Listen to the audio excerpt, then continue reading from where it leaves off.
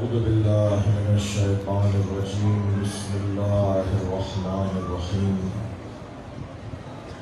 الحمد لله الذي لا يبلغ مدحته القائلون ولا يحصي نعماءه العادون ولا يعدي حقه المجتهدون، الذي ليس لصفته حد محدود ولا نعت موجود ولا وقت معدود ولا أجل ممدود،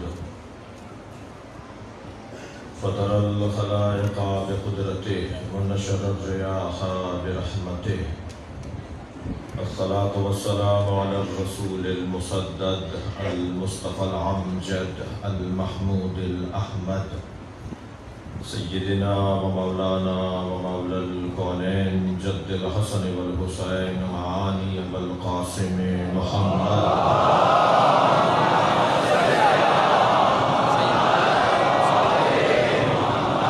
وآله الطيبين الطاهرين المعصومين الذين قال الله إنما يريد الله ليذهب عنكم الرجس أهل البيت ويطهركم تطهيرا.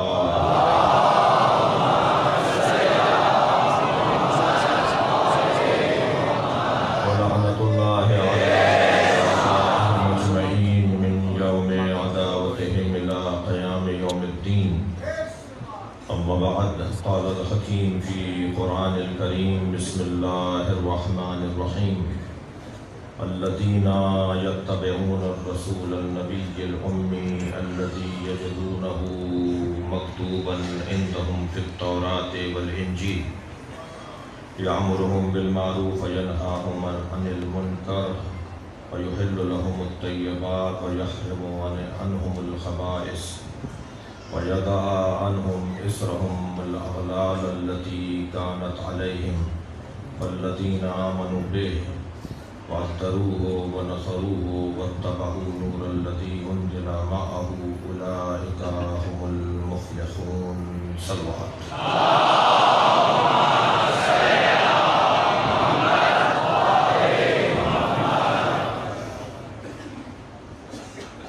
سورہ مبارکہ اعراف کی 157ویں آیت اور خمسہ مجالس کی یہ آخری نشست. اللہ کی بارگاہ میں دعا گو ہوں آپ سب کے لیے، ہر ایک کی حاجات، ہر ایک کے مسائل، ہر ایک کی ذات کردگار کی بارگاہ میں بطفیل شہداء کربلا اور سید الشہداء علیہ السلام دعا گو ہوں کہ اللہ آپ سب کی اور ہمارے المصطفیٰ اسکاؤٹس، بی بی معصومہ گم گرلز اسکاؤٹس، پیام اسلامی فاؤنڈیشن جن کے بچوں نے روزانہ قرآن کی تلاوت آغاز مجلس میں کی، اور حیدرآباد کے لیے خاص طور پر یہ ایک اللہ کی نعمت ہے، قاریان قرآن اور حافظان قرآن کے حوالے سے جو ادارہ فعال ہوا ہے. اسی طرح فیصل احباب ہے، ایکو ساؤنڈ کے دوست، پولیس کے اہلکار، رینجرز، حفاظتی ادارے اور وہ رضاکار کے جو خاموش اور غیر مرئی ہیں، نظر نہیں آتے، اپنا کردار ادا کر رہے ہوتے ہیں. اور یہ مجالس، یہ خمسے، یہ عشرے جو اتنے سج کر ہوتے ہیں، اتنے اہتمام سے ہوتے ہیں، یہ اس کے پیچھے بہت ساری توانائیاں ہوتی ہیں. وہ سب افراد اور بک اسٹال لگانے والے ہمارے بچے، یہ سوشل میڈیا کی مختلف ادارے، اور اسی طرح آخر میں لشکر عباس کے تمام انجمن لشکر عباس کے تمام احباب، اور جن لوگوں نے پہلی مجلس سے اب تک سوزانی کی سلام پڑھا، اپنا نیا کلام لا کر سنایا، اپنی خوشبولوئی سے اور لہن داؤدی سے ہمیں مستفید کیا. ان تمام احباب اور جو میرے ذہن میں نہیں بھی ہیں، اگرچہ کوشش کی ہے کہ سب کو یاد رکھا جائے۔ ان تمام احباب کی توفیقات خیر میں اضافے کے لیے، حاجات کی برآمدی کے لیے، ان کی مرحومین کی مغفرت کے لیے، آپ سب کے لیے اللہ کی بارگاہ میں دعاؤں کی قبولیت کے لیے گزارش کروں گا مکمل توانائی کے ساتھ، انتہائی خضوع و خشوع کے ساتھ بلند تر صلوات پڑھیں۔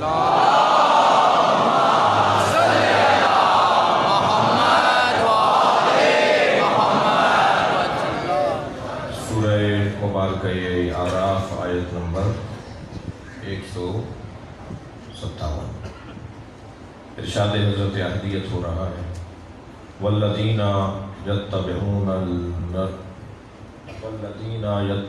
الرسول النبی الامی، وہ لوگ کہ جو رسول نبی امی کی اتباع کرتے ہیں، الذین یتبعون الرسول النبی الامی، وہ لوگ کہ جو رسول نبی امی کی اتباع کرتے ہیں۔ کون رسول نبی امی؟ الذی یجدونہ مکتوبا عندہم فی التوراۃ والانجیل، کہ جو تورات اور انجیل میں بھی پہلے سے بیان کیا جا چکا ہے۔ یہ ایک دم اچانک کوئی شخصیت ظاہر نہیں ہوئی ہے، اس کے آنے کی خبر، اس کی آمد کی خبر ہزاروں سال سے دی جاتی رہی، اور ہر نبی بعد والے نبی کو ایک زمانے کے لیے بتاتا رہا کہ ایک نبی آنے والا ہے، وہ کہ جو یامرہم بالمعروف، جو معروف کا حکم دیتا ہے، اور ینہاہم عن المنکر، اور انہیں برائیوں سے روکتا ہے، یحل لہم الطیبات، اور طیب و طاہر چیزوں کو ان کے لیے حلال قرار دیتا ہے، یحرم عنہم الخبائث، اور ان کے لیے خبیث اور خبائث اور بری اور گندی چیزوں کو حرام قرار دیتا ہے، وَجَزَا عَنْهُمْ إِصْرَهُمْ وَالْأَغْلَالَ الَّتِي كَانَتْ عَلَيْهِمْ، اور جو انتہائی ذلت اور خواری کا طوق ان کے گلے میں تھا، اسے ان کے گلے سے اتارنے والا ہے۔ فَالَّذِينَ آمَنُوا بِهِ، پس وہ لوگ جو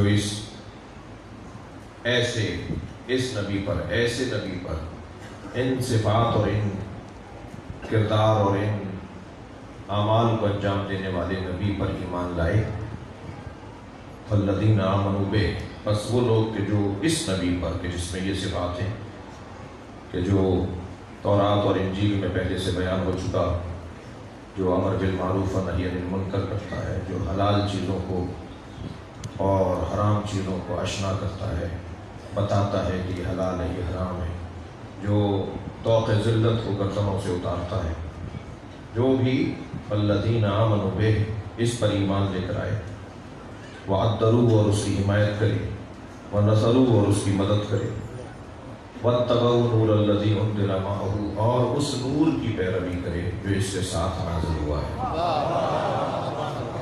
اولئک ھم المفلحون، وہی لوگ کامیاب ہیں۔ تو یہ 5 دن کی مجلسوں میں اس آیت کو عنوان اسی لیے بنایا تھا کہ جو کامیاب ہیں وہ اللہ کا شکر ادا کریں،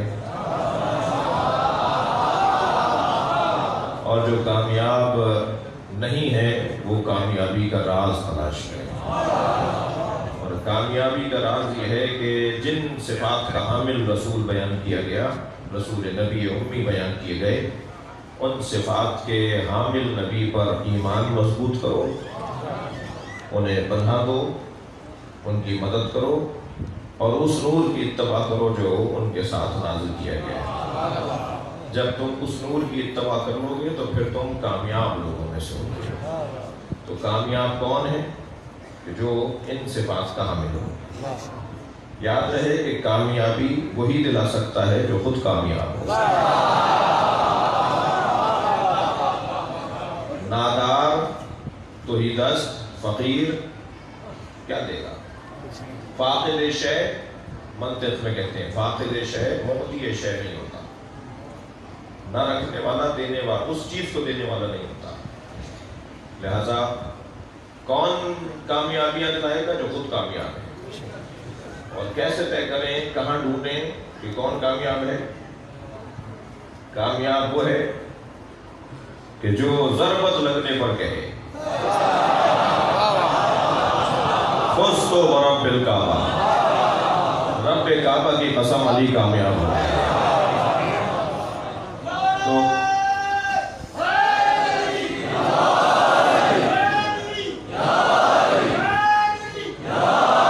کامیاب شخصیت اور اس کی بارگاہ میں ہم حاضر ہیں. کل کی مجلس سے آج کے بیان کو یوں متصل کروں گا کہ نبی مکرم نے ہمیں قرآن اور علی جیسا ہدیہ دیا ہے. اللہ کا کرم ہے کہ ہم اہل قرآن میں سے بھی ہیں اور ہمارے دل و زبان پہ علی کا نغمہ بھی ہے. اور جب یہ دل و زبان پر آنے والا نغمہ حیدری ہماری روح اور جان کا حصہ ہو گیا، ہماری رگ و پے کا حصہ ہو گیا، ہمارے خون کا حصہ ہو گیا، تو پھر رنگ کچھ اور ہوگا. اتنا بڑا مجمع ہے، باہر اندر بالائی منزلوں میں شاہراہ پر مسلسل ایک بڑی تعداد ہر دن کی طرح آج بھی. کسی کا عقیدہ کسی جیسا نہیں، سب بیٹھے ایک دروازے پر ہیں، سب ایک اسکول کے طالب ہیں.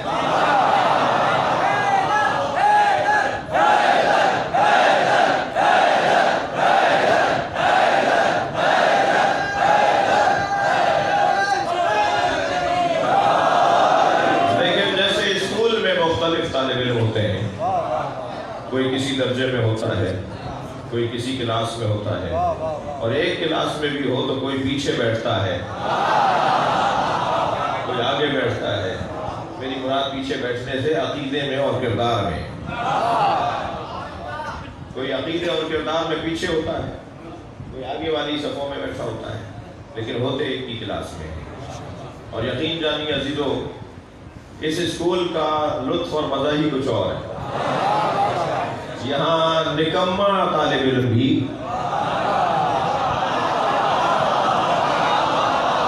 نامراد نہیں ہے.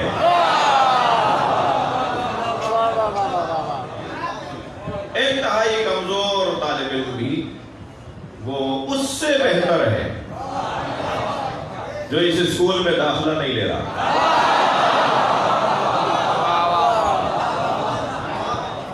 بہت اس ایک جملے کے پیچھے میرے پاس احادیث ہے. یہ بات تو یہ اپنی جیب سے نہیں کر رہا، ایسی جیب میری ان چیزوں کے لیے نہیں ہے. حقیقت ہے کہ اگر اس اسکول کا طالب علم نکمہ بھی ہو اور محنتی نہ بھی ہو، تب بھی اس سے اچھا ہے جو کسی اور اسکول میں. اور میرے حساب سے مراد کہ ائمہ کی حدیث کی روشنی میں جائز ہی نہیں ہے کسی اور اسکول میں داخلہ لینا. جملہ ہدیہ کرنے جا رہا ہوں، مجمع سنی شیعہ کا ہے اور سب علی کے چاہنے والے بیٹھے ہیں، سب اہل بیت کے مرید بیٹھے ہیں. عزیزان گرامی، وہ شخص اس دنیا میں اور اس آخرت میں شرمندہ رہے گا جو علی سے دور ہے.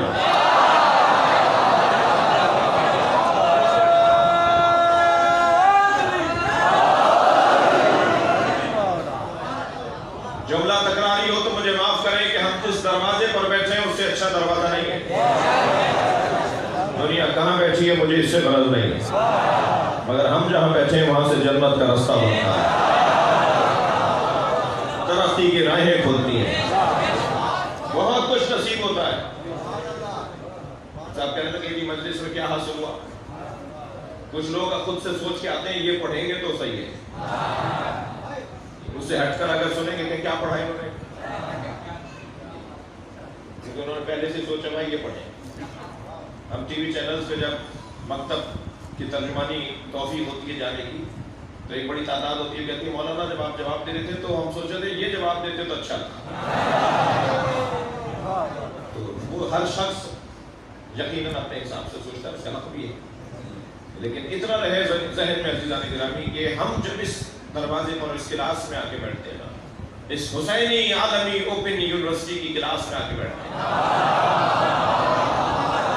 سن 61 ہجری میں امام حسین نے کربلا میں یونیورسٹی کی بنیاد رکھی تھی۔ کربلا یونیورسٹی کے ایک کیمپس کو امام بارگاہ کہا جاتا ہے۔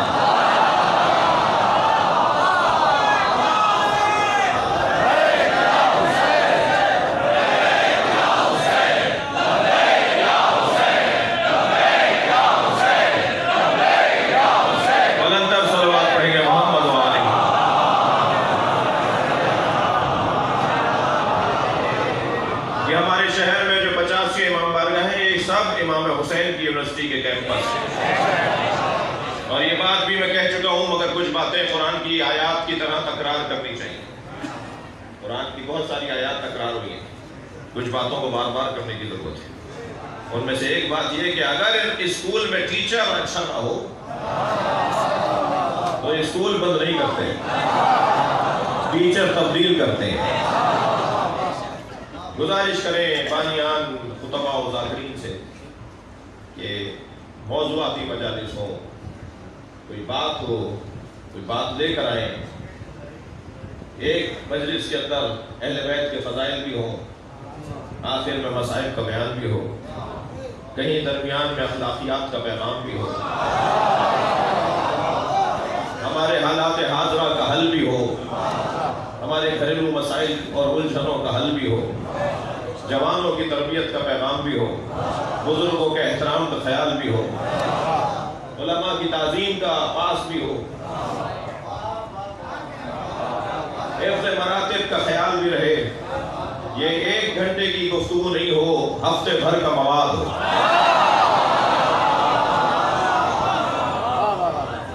ہم اگر فضائل اہل بیت کو بیان کریں تو فضائل اتنے مضبوط انداز سے بیان ہو، اتنے اعتبار کے اور اعتماد کے ساتھ بیان ہو کہ اس میں کس طرح کا کوئی جھول نہ ہو۔ جھول فضائل میں نہیں ہوتا، میرے بیان میں ہوتا ہے۔ فضائل میں مضبوطی ہے، میرا بیان ایسا نہیں ہوتا کہ میں اسے منتقل کر پاؤں۔ اسی لیے میں ان بچوں اور جوانوں شیعہ بچوں سے کہتا ہوں کہ اپنے ساتھ کسی ایک سنی دوست کو ضرور لایا کرو، اپنے جان اپنے عزیزوں کو ضرور لے کر آیا کرو، اپنے پیاروں کو ضرور لے کر آیا کرو، یہ ہماری جان ہے۔ آپ کی بڑی ذمہ داری بنتی، کالے کپڑے عزادار ہونے کی جہاں نشانی ہے، وہاں حسین کے ذکر کے سفیر ہونے کا پیغام ہے۔ لہذا سفیر ذکر حسین وہ پہنچائے امام حسین کا پیغام۔ ایک صاحب کہنے لگے کہ بہت سارے لوگ بات تو مان نہیں رہے، سمجھ نہیں رہے، لے نہیں رہے۔ میں نے کہا جی ہم دے نہیں پا رہے، ہم سمجھا نہیں پا رہے، چڑھا کر، چٹکی بھر کر، تنقید کر کے، جی لات بھوسا مکہ مار کر کسی کو بات نہیں سمجھائی جاتی، پیار سے بات سمجھائی جاتی، محبت سے بات سمجھائی جاتی۔ لڑ کر کبھی بھی بات اچھی نہیں ہوگی۔ اخلاقیات کی بہتری، رویوں کا اچھا استعمال، جملوں کا انتخاب اور پیار کے ساتھ بات کرنا۔ جادلہم باللتی ہے احسن، تکرار بھی ہو، بحث بھی ہو تو پھر احسن اور پیارے اور اچھے انداز میں۔ عزیزان گرامی، صرف مجلس کی بات نہیں کر رہا، آپ آفسوں میں ہیں، آپ بچے میرے جوان کالجوں میں ہیں، یونیورسٹیز میں ہیں، جہاں پر بھی آپ ہیں، آپ اپنے رویوں سے پوری یونیورسٹی کا غیر شیعہ پکار کے کہے ایسے ہوتے ہیں علی کے روضہ۔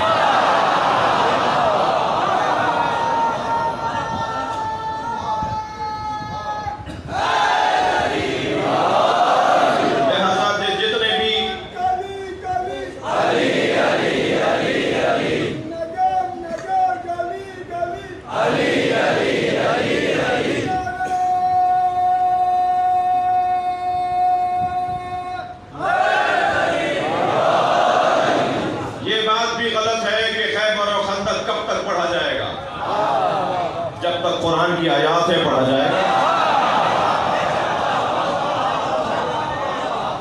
یہ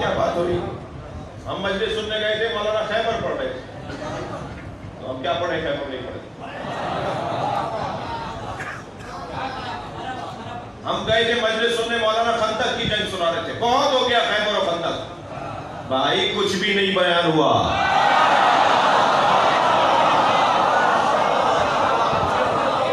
शायद एक तकरीर को मुझ जैसे लोगों ने एक ही बुजुर्ग की किसी की तकरीर को याद करके बार बार आपको सुना दिया, तो आपने कहा बहुत हो गया खैबर और खंदक। खैबर और खंदक बहुत नहीं हुआ, वो तकरीर बहुत हो गई। खैबर और खंदक के तो पहलू बयान ही नहीं हुए। मुझसे आज एक साहब कहने लगे, इस साल आप मौला अली की जंगों का जिक्र ज्यादा कर रहे हैं। मैंने कहा जी इसलिए कर रहा हूं ताकि 3 कमजोरियां शियों में नहीं होती। बुज़दिल शिया नहीं होता। कैसे खत्म होगी बुज़दिली? अगरचे बात रोशन है कि शिया बुज़दिल नहीं है, किसी को भी बुज़दिल नहीं होना चाहिए। दुश्मन भी हो तो शुजा। पाकिस्तान में हमारा कोई दुश्मन नहीं है। जिन्होंने पाकिस्तान की दीवारें काली की ना, वो हमारे दुश्मन नहीं है। जिन्होंने तकफीरी नारों से माहौल खराब किया, वो हमारे दुश्मन नहीं है। दुश्मन को बहादुर होना चाहिए, शुजा होना चाहिए। शियों को बदनाम करने के लिए कुरान जलाने वाले से ज्यादा तो बुज़दिल कोई है ही नहीं। राजा बाजार, सानह रावलपिंडी, उसी मसलक के जिनके जिस मसलक का मदरसा था, काले कपड़े पहन कर आए, अपने बच्चे भी मार दिए, कुरान भी जला दिए कि किसी तरह शिया शर्मिंदा हो जाए। पाकिस्तान में 150 से ज्यादा सानहात रिपोर्टें नहीं आई। हमें नहीं बताया गया कि हमें किसने मारा, वो कौन से माल खाने से लाए गए लोग थे जो मारने के बाद और कार्रवाई करने के बाद दोबारा माल खाने में जमा हो गए। हमें नहीं बताया गया। सिर्फ एक ही वाक़े की तरफ निशानदेही की गई कि ऐसा हुआ था। हमें कई साल तक शर्मिंदा किया जाता रहा। मेरे बच्चों और जवानों, अल्लाह पे भरोसा करो, अल्लाह पे तवक्कुल करो। ये जो अभी पिछले दिनों पाकिस्तान में फिरकावारियत का माहौल बनाया गया, ये भी खुलेगा कि रियाल कहां से आए थे। ये भी खुलेगा कि कौन इनके पीछे था। हमारे लिए तो कोई नई बात नहीं थी। अलबत्ता इस पूरे दौर में कुछ चीजों का पैगाम हमें मिला है, कुछ चीजें हमने सीखी हैं, किसी से नहीं, जमाने से। मौला अली फरमाते जमाने से बड़ा कोई उस्ताद नहीं, तो जमाना उस्ताद है। कुछ जमाना उस्ताद है, जमाने से सीखा जाए। बिठा दो इस भाई को, बिठा दो, बहुत दूर से है। एक सलवात पढ़ेगा मोहम्मद वाला, इससे बेहतर और बुलंद सलवात नबी की तरफ।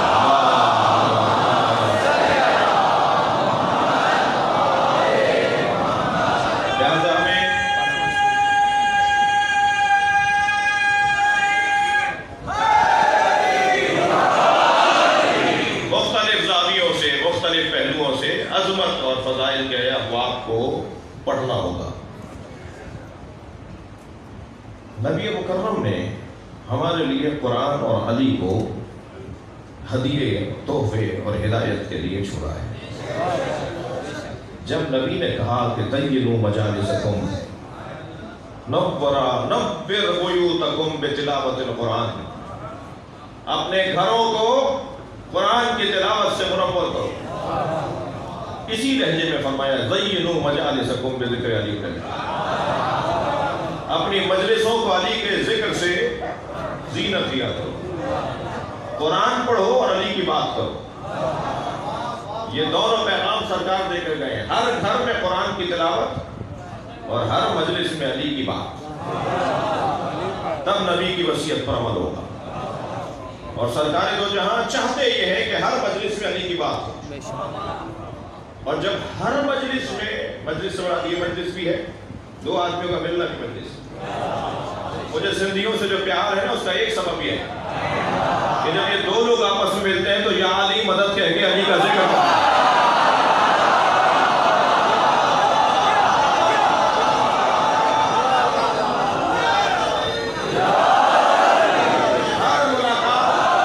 हर मुलाकात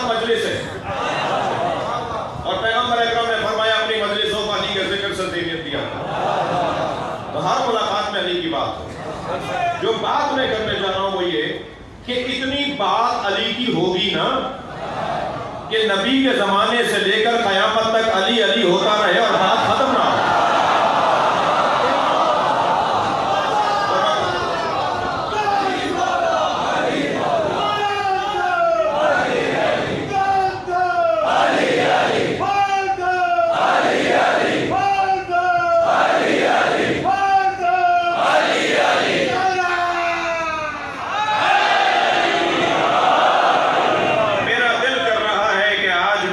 میدان میں لے چلوں،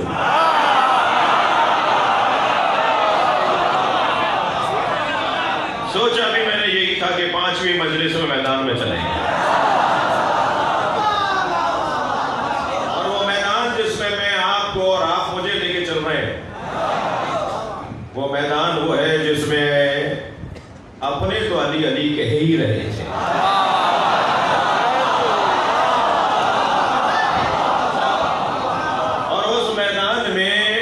کافر مشرک اور منافق بھی علی علی کر رہے ہیں۔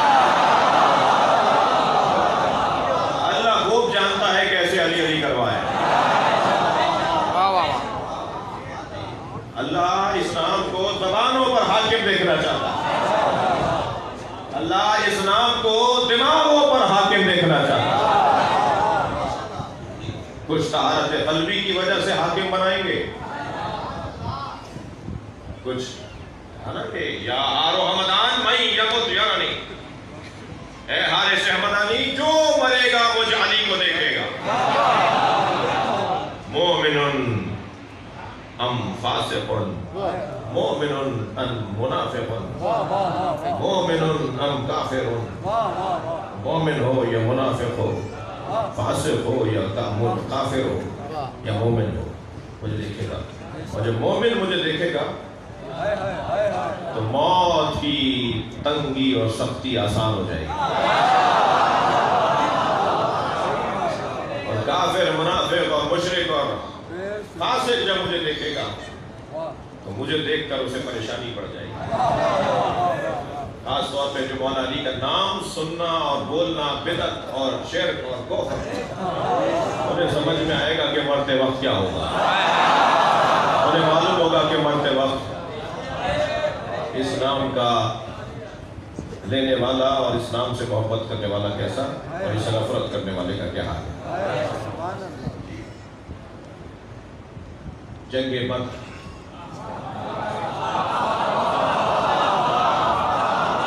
مجھے نہیں معلوم آج کی مجلس میں آپ لوگ کتنے سننا چاہ رہے ہیں مجھے۔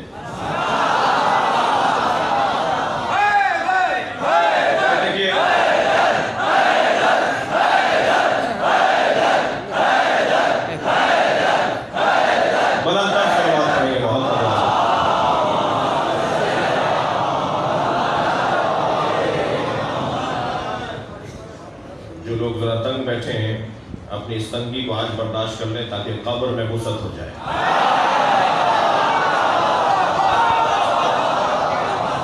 اور یہ جو ہمارے یہاں کا مزاج ہے بڑے صغیر کا، میں مجلس پڑھ رہا ہوں، آپ کو کوئی بات اچھی لگی تو آپ نے نعرہ لگایا اور یہ کیفیت، تو یہ میں نے کسی سے نہیں کہا، آپ ویسے ذکر کر رہے ہیں، میں ایسے ذکر کر رہا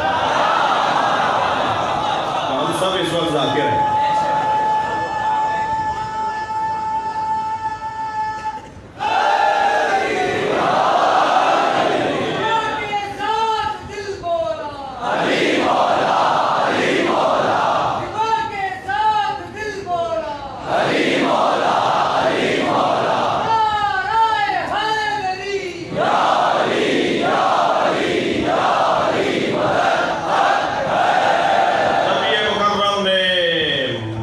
المکرمہ سے ہجرت کی، مدینہ منورہ تشریف لائے۔ مکہ مدینہ یہ دو سرکار کے شہر ہیں، سرکار مکی بھی ہیں مدنی بھی ہیں، اور یاد رہے کہ ہر شخص کے، کسی بھی شخص کے دو وطن ہو سکتے ہیں، آپ دو وطنوں میں نماز پوری پڑھ سکتے ہیں، ایک ہمارا آبائی گھر، ہمارا گاؤں، اگر ایک دن کے لیے بھی گئے تو وہاں 4 رکعت ہی پڑھیں گے کیونکہ ہم اپنے وطن آئے، اور ایک وہ وطن جہاں ہم اپنے کام یا اپنے غرض کی وجہ سے طے کر لیا ہم نے کہ ہم یہیں ہی رہیں گے، یہاں ہی رہیں گے، وہ بھی دوسرا وطن ہو سکتا ہے، تیسرا وطن ہمارا نہیں ہو سکتا۔ 6 مہینے کہیں رہ لیے، مکان وہاں پر ہے، کسی کے 25 شہروں میں مکان ہو تو 25 وطن تھوڑی ہو گئے۔ پراپرٹیوں سے اور مکانوں سے وطن نہیں بنتا، قصد سے اور ارادے سے وطن بنتا ہے۔ میں ارادہ کر لوں کہ مثلا حیدرآباد میرا وطن، میں ارادہ کر لوں کہ مثلا خیرپور میرا وطن، تو میرے 2 وطن ہو سکتے ہیں، تیسرا وطن میرا نہیں ہوگا۔ وہاں میں اگر 10 دن کا قیام کروں گا تو نماز میری پوری ہوگی اور روزہ ہوگا، اور اگر 10 دن سے کم کا قیام ہے، قصد عشرہ نہیں ہے، تو پھر وہاں میں نماز قصر پڑھوں گا، 4 رکعت 2 رکعت پڑھوں گا، اور روزہ مجھ پر فرض نہیں ہوگا اس وطن میں، اس شہر میں جو میرا وطن نہیں ہے۔ ٹھیک ہے، تو کیوں یہ ساری بحثیں کیوں ہیں؟ اس لیے کہ نبی کے بھی 2 وطن، ایک مکہ ایک مدینہ۔ مکے میں جو لوگ نبی کے ساتھ تھے اور مدینے آئے وہ مہاجر کہلائے، اور جو مدینہ منورہ میں استقبال کرنے والے تھے، اپنے گھروں کے دروازے کھولنے والے تھے، پیار اور محبت دینے والے تھے، وہ انصار کہلائے۔ یا مسلمانوں کی تاریخ میں مہاجر ہے یا انصار ہے۔ جب شام سے خط مولا علی کو آیا کہ میں بھی بڑے باپ کی اولاد، آپ بھی بڑے باپ کی اولاد، آپ کے دادا بھی بڑے اور میرے دادا بھی سردار، تو میرے مولا نے فرمایا خبردار مجھ سے مقایسہ نہ کرو، نہ تم مہاجروں میں ہو نہ انصار میں ہو، انتم من الطلقاء، تم تو طلقاء میں سے ہو، آزاد شدگان جنہیں میرے نبی نے آزاد کیا۔ گناہ کرنے پر معافی سزا کو معاف کرتی ہے، گناہ ختم نہیں ہوتا۔ سمجھ ہے؟ قتل کرنے کے بعد عدالت نے سزا سنا دی کہ اسے لٹکا دیا جائے، صدر مملکت نے معاف کر دیا، تو کیا قتل معاف ہو گئے؟ قاتل تو رہے گا ہی، یہ قاتل ہے، اس کی سزا معاف ہوئی ہے۔ توجہ ہے؟ میرے مولا نے فرمایا تم تو نہ مہاجروں میں ہو نہ انصار میں ہو، تم تو طلقاء میں سے ہو، آزاد شدگان ہو، تمہیں تو رحم کھا کر معاف کیا گیا، رحم کی اپیل لینے والوں میں سے ہو، رحم کی اپیل کرنے والوں میں سے ہو۔ جی پہنچے سرکار، تو جتنی بھی جنگیں سرکار نے جن کا مقابلہ کیا تو سرکار نے جا کر حملہ نہیں کیا ہے، سرکار پر حملہ ہوا، مسلمانوں پر حملہ ہوا، اس لیے جتنی جنگیں ہیں وہ سب مدینے کے قریب لڑی گئی۔ اگر نبی نے حملہ کیا ہوتا تو مکے کے قریب ہوتی، یہ گئے ہوتے لڑنے کے لیے، وہ آئے تھے لڑنے کے لیے، یہ تو صرف اپنے شہر سے باہر نکل کر گئے دفاع کرنے کے لیے۔ ان جنگوں میں سب سے پہلی جنگ پہلے ہی سال 80 جنگوں کا سامنا کرنا پڑا۔ آپ ذرا 11 برس کی زندگی اور 80 جنگیں، ایسا لگتا ہے جیسے ہر مہینے ایک جنگ تیار، اتنا اذیتیں پہنچائی گئی۔ پہلی جنگ جو ہوئی ہے وہ جنگ بدر، پہلے ہی سال۔ میرے مولا علی کی عمر اس جنگ میں 20 سال ہے، مولا 20 سال کے ہیں جنگ بدر میں، اور 20 سالہ علی مسلمانوں کے لشکر کا علمدار۔ مجلس میں بیٹھے ہوئے جوان ذرا اکڑ کر سنیں، جوان اگر علی کی سیرت پر عمل کرے تو علمدار بنایا جاتا ہے۔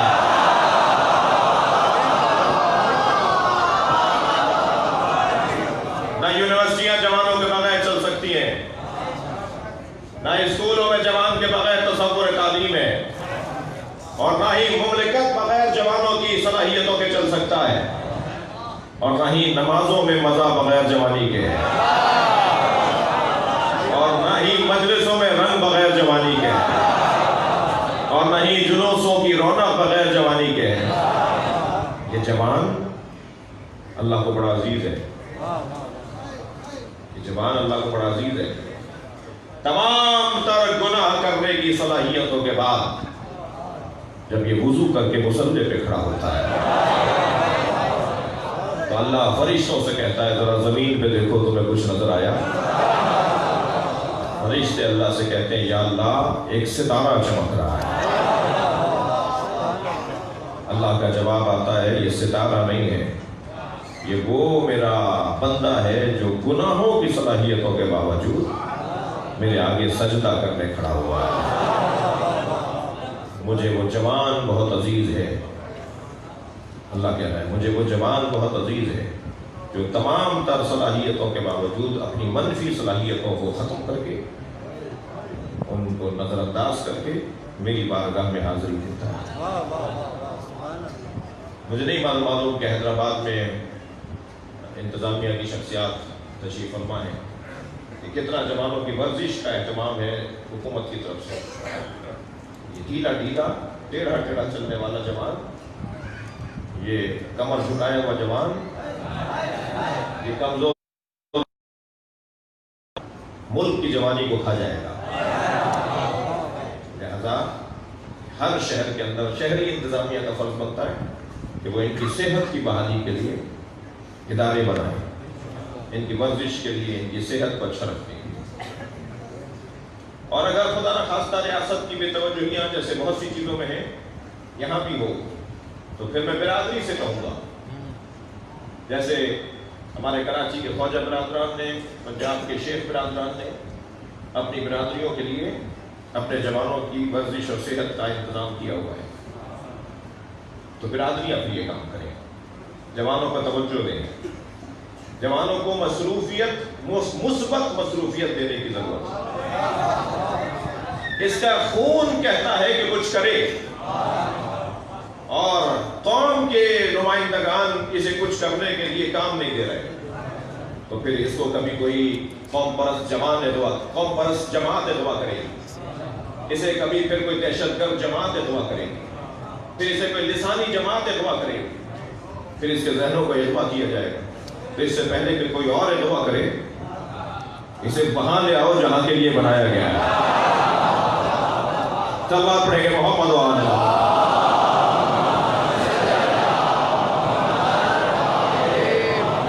20 سال کے ہیں مولا علی، جنگ بدر میں علی علمدار لشکر اسلام۔ ادھر سے پوچھا جا رہا تھا کہ مسلمانوں کی طرف سے علمدار اور پرچمدار کون ہے، سالار جنگ کون ہے مسلمانوں کی طرف سے؟ تو کسی نے آواز دے کر کہا علی ہے، تو آواز آئی علی تو ابھی جوان ہے، پوری طرح داڑھی بھی نہیں اتری۔ تو میرے مولا جب میدان میں اترے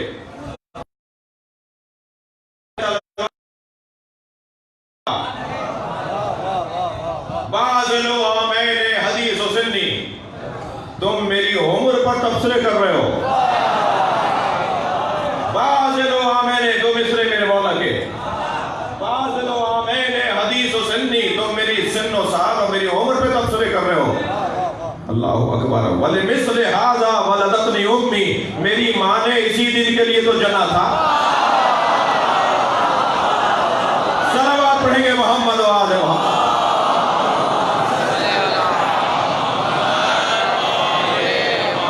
اور جنگ بدر میں جب میرے مولا اترے، اس جنگ میں 18 سرداروں کو مارا۔ یہی تو وہ جنگ ہے جس کا بدلہ کربلا میں لیا گیا۔ 18 سرداروں کو میرے مولا علی نے جنگ بدر میں مارا۔ جنگ چل رہی تھی، اچھا اب میں جنگ پڑھ رہا ہوں، تھکیں گے نہیں آپ؟ جنگ چل رہی تھی،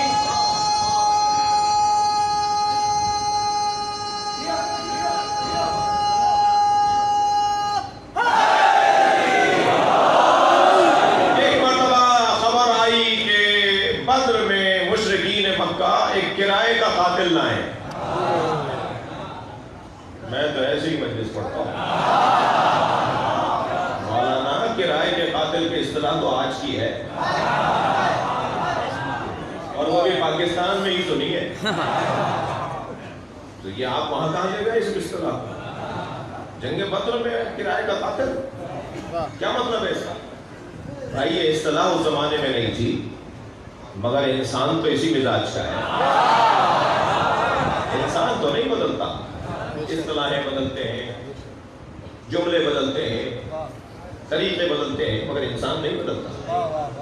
تو جیسے آج کے رائے کے قاتلوں کو اسے پتہ ہی نہیں ہوتا، اسی ایک ہی بندوق سے وہ شیعہ کو بھی مار کے آتا ہے، اسی سے وہ سنی کو بھی مار کے آتا ہے۔ بعد میں جب پوچھا جاتا ہے تم نے کس کو مارا تھا، مجھے اس سے غرض نہیں، مجھے کہا تھا 50,000 روپے دیں گے، یہ تصویر ہے، یہ آدمی ہے، یہاں رہتا ہے،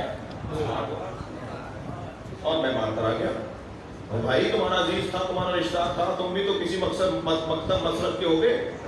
تو کتنے ہی لوگ اس ملک کے اندر ایسے پکڑے گئے کہ جو اپنے ہی مکتب اور مسلک کے لوگوں کو مار کر آئے۔ اور یاد رکھیے ظالم کا کوئی مسلک نہیں ہوتا، ظالم کا کوئی مذہب نہیں ہوتا، ظالم ہوتا ہے جو پیسے کی خاطر کسی کی جان لے لے، وہ آدمی نہیں، وہ انسان نہیں، وہ جانور ہے، بلکہ قرآن کہہ رہا ہے یہ جانور سے بھی پستہ ہے۔ بچ کے رہیے، ہوشیار رہیے، متوجہ رہیے۔ یہ کرائے کے قاتل اس جنگ میں بھی نوفل بن خویلہ نامی ایک پہلوان، ایک تلوار باز، ایک نیزہ باز، ایک تیر انداز، اور اتنا داؤ پیچ جاننے والا خطرناک جنگجو تھا کہ وہ ایک بار سے گھوڑے کی چاروں ٹانگیں کاٹ دیتا تھا، ایک بار سے 3 آدمیوں کے گلے اتار دیتا تھا۔ عجیب انداز تھا اس سے لڑنے کا، اسے پیسے دے کر کے اتنے پیسے ملیں گے ہمارے ساتھ چلو۔ سرکار کو معلوم ہوا کہ یہ نوفل بن خویلہ کو ملا ہے، تو حضرت ایک مرتبہ اپنے دونوں ہاتھوں کو اٹھا کر کہا اللہم اکفنی نوفلا، یا اللہ ہمیں نوفل سے محفوظ رکھ، میری امت کو، میرے لوگوں کو، میرے مجاہدوں کو نوفل سے محفوظ رکھ۔ میرے مولا نبی نے یہ کہہ دیا، جنگ چل رہی تھی، جنگ چلتے ہوئے کچھ دیر گزری کہ سرکار نے ایک مرتبہ مشرکین کے لشکر کو دیکھتے ہوئے کسی کو تلاش کرنا چاہا، تو کچھ فاصلے سے مولا علی کی آواز آئی، یا رسول اللہ کچھ دیکھ رہے ہیں؟ تو حضرت نے فرمایا من لہو علم بنوفلا، کسی کو نوفل کی خبر ہے؟ تو مولا نے وہیں سے آواز دے کر کہا یا رسول اللہ میں نے اسی وقت مار دیا تھا۔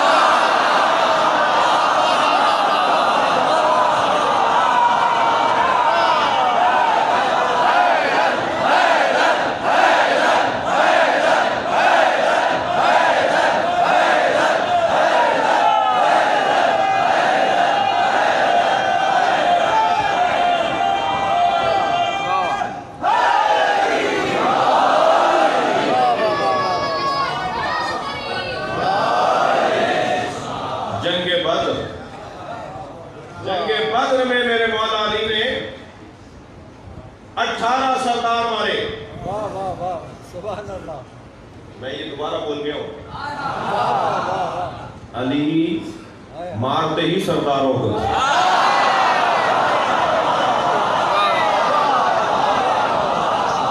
وہ جو سرداروں کے قبیلے کے بیچارے مجبور لوگ آئے ہیں انہیں کیوں ماروں؟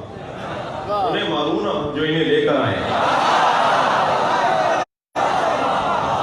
تو علی ڈھونڈتے تھے سرداروں کو، اور یہ انداز تھا میرے مولا کا جنگ کے اندر کہ آپ نے 18 سردار مارے، اور ایسے مارے کہ علی کو آتے ہوئے دیکھ کر کہتے تھے موت و احمرن،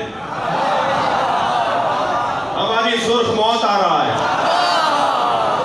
جنگ بدر میں مشرکوں نے علی کا نام رکھ دیا تھا سرخ موت۔ بہت سے لوگ تو علی کو دیکھ کر مر جاتے تھے۔ تھکے بیٹھے ہیں میں اپنی خطابت کی تاریخ میں مولا علی کی جنگ کے حوالے سے اور مولا کے جہاد کے حوالے سے شاید اتنا سنبھل کے پہلی دفعہ پڑھ رہا ہوں، اور مجھے معاف کر دیجئے گا اگر آج دیر ہو جائے تو۔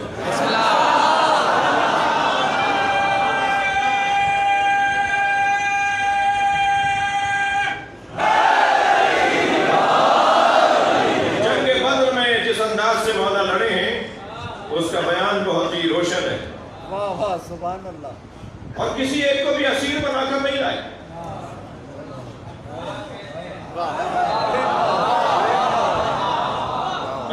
کا جہاد سن رہے ہیں آپ؟ بہت سارے اور مجاہد جو مولا کے ساتھ بدر میں لڑ رہے تھے، وہ 4 کو مار کر آئے، 1 کو پکڑ کر لائے، تو حضرت کسی کو اسیر بنا کر لائے، پوچھ لیا کسی نے۔ اب دیکھیں یہ میدان جہاد ہے یا میدان اخلاق ہے؟ یعنی جہاں علی جہاد کر رہے ہیں وہاں علی ہدایت بھی دے رہے ہیں، یعنی میدان جہاد میدان اخلاق بھی ہے، سکھا بھی رہے ہیں۔ ایک صاحب کہنے لگے صاحب دشمن سامنے ہو تو کیسا اخلاق؟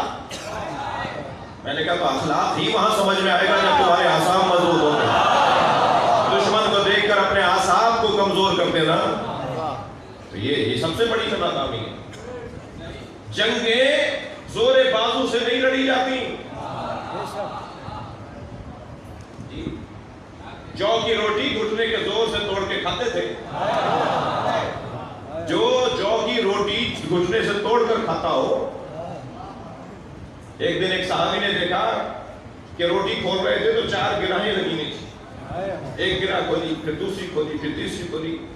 شاید وہ سوچ رہا ہو کہ اس میں بہت ہی لذیذ تو غذا نکلے گی، اتنا باندھ کر لایا نہیں، اور جب 4تھی گرہ کھولی تو سوپ کی روٹی۔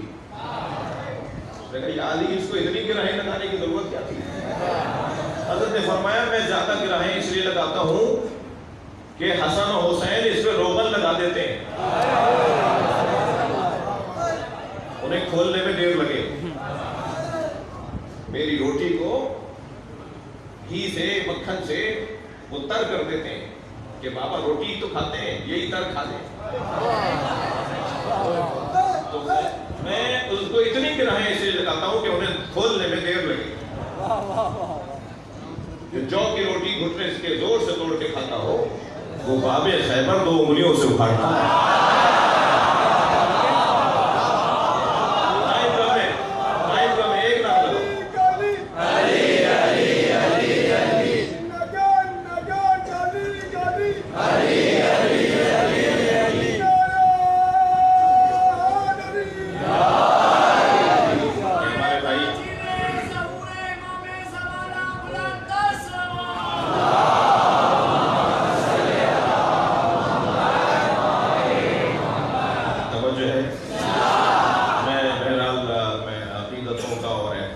احساسات کا بھی مجھے خیال رکھنا ہے کہ ہمارے بھائی آنکھیں بند کر کے نعرے لگاتے ہیں تاکہ کوئی دیکھے انہیں کوئی نظر نہ آئے، تو کوئی کچھ کہہ ہی نہ سکے، تو 1 لگا دو تاکہ تمہیں بھی ثواب مل جائے اور ہمارا بھی تھوڑا ٹائم بچ جائے۔ ایک سوال پڑھے گا محمد وآلہ۔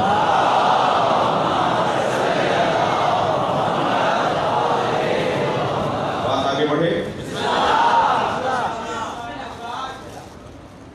جنگیں تلواریں زور بازو پر نہیں لڑی جاتی، تلواروں کا استعمال اعصاب کی بنیاد پر ہوتا ہے۔ اگر کسی کے اعصاب کمزور ہوں وہ تلوار اٹھائے گا کسی اور پر، لگے گی خود کو، اس لیے اعصاب کا مضبوط ہونا وہ ہر مجاہد کے لیے ضروری ہے۔ مولا کسی کو اسیر بنا کر نہیں لاتے۔ جنگ بدر میں کوئی سوال ہوا، پھر بعد میں سوال نہیں کیا گیا کیونکہ علی نے اپنا ایک اصول دے دیا، آئندہ مجھ سے یہ سوال نہیں کرنا۔ جب کسی نے پوچھا نا کہ آپ کسی کو پکڑ کر نہیں لائے، حضرت نے فرمایا میں کسی کو اسیر نہیں بناتا، یا بھاگ جاتا ہے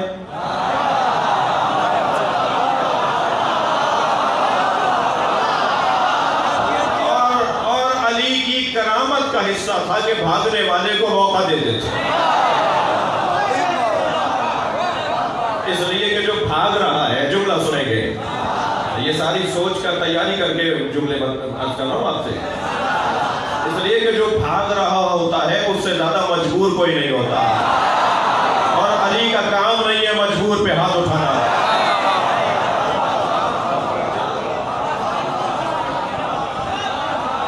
یا وہ بھاگ رہا ہوتا ہے یا وہ مر رہا ہوتا ہے، بچہ کون ہے جو لے کر آؤں؟ فرماتے ہیں یا میں مار دیتا ہوں یا بھاگ رہا ہوتا ہے تو میں اسے چھوڑ دیتا ہوں، تو اسیر کس کو بناؤں؟ یہ جنگ بدر میں مولا علی نے اپنا اخلاق بتایا، میرا اخلاق جنگ یہ ہے آ گئی جنگ احد، بڑا تجربہ ہو گیا کافروں کو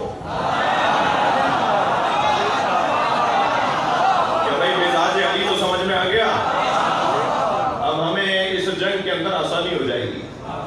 تو انہوں نے مسلمانوں کا مزاج تو سمجھ لیا تھا، علی کا حساب لگانے میں ناکام رہے،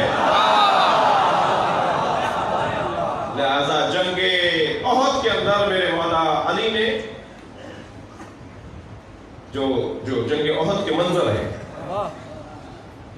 ابو سفیان نے جا کر کہا بنی مخزوم سے، بنی مخزوم کون ہے؟ بنی مخزوم وہ ہیں کہ جو جنگ احد میں جس قبیلے کے پاس مشرکین کا پرچم تھا وہ بنی مخزوم تھی جنگ احد میں۔ تو یہ گئے اور جا کر کہا کہ پرچم ایک قبیلے کو نہ دو۔ جنگ کے میدان میں اس وقت کوئی 18 یا 20 قبیلے مل کر آئے تھے، کہا کہ جنگ کے میدان میں ہر کچھ دیر کے بعد پرچم بدل دو اور اعلان کرو کہ اب پرچم فلاں قبیلے کے پاس۔ علی یہ 20 قبیلوں سے دشمنی نہیں لے گا۔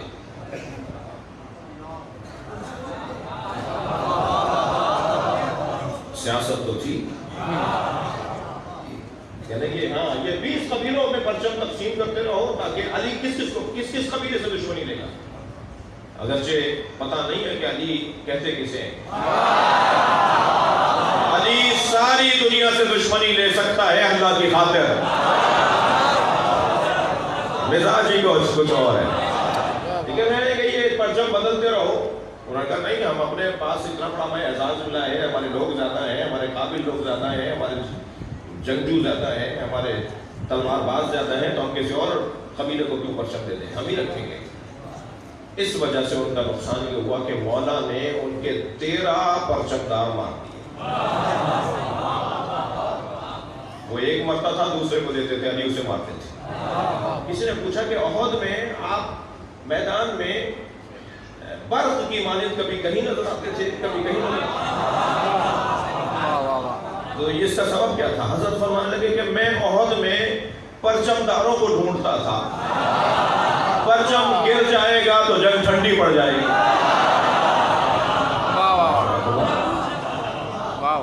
مسئلہ وہاں پیش آیا کہ جب سرکار نے وہ چھوٹی سی چوٹی پر پہاڑی کی ایک ٹیلے پر سرکار نے کھڑا کر دیا تھا کہ تم یہاں کھڑے رہو گے اور پھر دشمن کو یہاں سے روکو گے تیروں کے ذریعے سے۔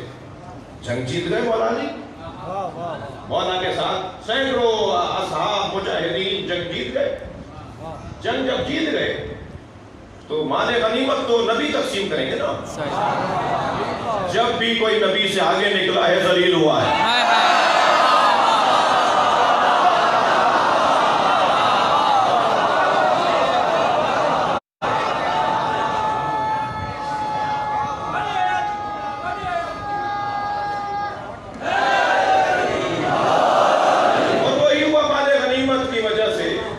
وہ درہ چھوڑ دیا، وہ چوٹی چھوڑ دی، وہ محاذ چھوڑ دیا، نیچے آ کر مال غنیمت جب لینے لگے تو پھر وہ جا چکے تھے، انہیں اندازہ ہوا کہ یہ جو جگہ خالی ہو گئی، وہ وہیں سے واپس آئے اور مسلمانوں پر حملہ کیا۔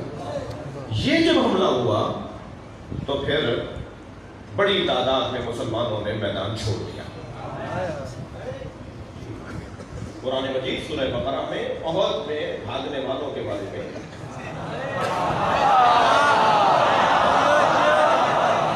عبرت ہے ہمارے لیے سیکھنے کی چیز ہے۔ قرآن ہے، اسے پڑھنا ہے اور ڈھونڈنا ہے، تلاش کرنا ہے کہ سبب کیا تھا۔ دیکھیے، کسی کی کمزوری سے عبرت لے کر اپنی کمزوری کو دور کرنا ہی یہ طالب علمی ہے۔ میدان چھوڑ کر چلے گئے اور جس کے بعد قرآن مجید میں بہت ہی روشن آیات آئی۔ ارشاد ہوا اذا تصعدون ولا ترون على احد والرسول يدعوكم في اخراكم، ایسے بھاگ رہے تھے کہ مڑ کر بھی نہیں دیکھ رہے تھے۔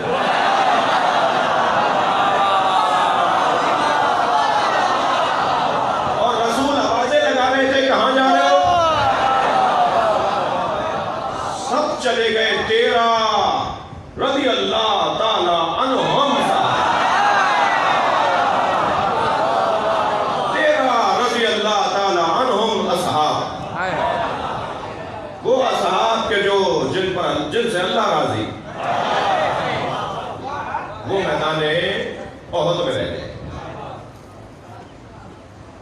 خبردار میرے عزیزو، احد سے بھاگنے اور میدان چھوڑنے والے اور فرار کرنے والوں پر کوئی بے ادبی نہیں کی جائے گی۔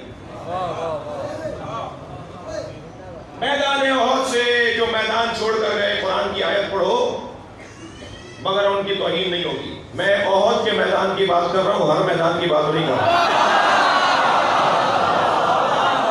آپ پہلے احد کے میدان کی بات روشن کر دیجئے، سمجھ لیجئے۔ میدان احد سے جانے والوں کے بارے میں کوئی نامناسب بات، یہ نہ صرف توہین ہے، گناہ ہے، بلکہ قرآن کی مخالفت۔ اس لیے کہ قرآن میں اللہ نے جب وہ پلٹ کر آئے، کوئی 3 دن بعد، کوئی 6 دن بعد، کوئی 8 دن کے بعد، تو نبی مکرم یقیناً ناخوش تھے، ناراض تھے۔ اتنا مشکل ہو گیا تھا ان کے جانے کے بعد۔ ٹوٹل 13 آدمی رہ گئے، سینکڑوں لوگ چلے گئے، 13 مسلمان باقی رہ گئے، جن میں ایک علی۔ 13 آدمی اتنے سینکڑوں کو کیسے سنبھالتے؟ لہذا سب سے زیادہ شہادتیں احد میں ہوئی۔ بدر سے زیادہ مسلمان احد میں شہید ہوا، اور ایک تو نہیں، بڑی تعداد میں بدر کے اندر مسلمان زخمی ہوئے، بڑی تعداد میں شہید ہوئے، جنہیں پھر بعد میں ان کے زخمیوں کو جب مدینہ لے کر آئے تو پھر آج ان کی قبریں جنت البقیع کے اندر ایک خاص جگہ پر بدر کے زخمیوں کی قبریں ہیں، جو بعد میں مدینہ آ کر شہید ہو گئے۔ اتنا بڑا نقصان ہو گیا مسلمان۔ لیکن جب یہ واپس پلٹ کر آئے تو پہلے تو نبی نے ان سے پوچھا، میں تمہیں آوازیں لگا رہا تھا، تم جواب کیوں نہیں دے رہے تھے، مڑ کر کیوں نہیں دیکھ رہے تھے؟ تو انہوں نے کہا کہ ہمیں ایک آواز آ رہی تھی کہ نبی مارے گئے۔ جب نبی مارے گئے تو پھر ہم کیوں رکتے؟ تو نبی نے فرمایا وہ شیطان کی آواز تھی۔ بھائی جسے شیطان اور فرشتے میں ہی فرق نہ لگے،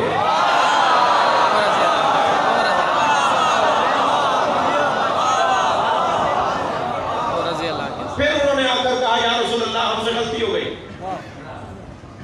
یہاں میں ایک جملہ اور کہوں گا، خبردار اجتہادی غلطی کا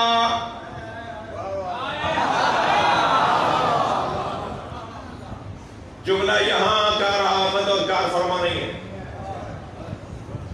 میں ایک فورم پر تھا، ایک بہت بزرگ شخصیت نے کہا جی اجتہادی غلطی تھی۔ میں نے کہا جی ہر غلطی کو اجتہادی کر کے آپ بچا لیتے؟ اجتہادی غلطی نہیں تھی، اس لیے نہیں تھی کہ نص کے مقابل اجتہاد جائز ہی نہیں۔ میں نے کہا جی نص سے کیا مراد ہے؟ میں نے کہا نبی موجود تھے، سرکار کا وجود موجود ہے، انہیں چھوڑ کے جانا اجتہاد کون سا ہے؟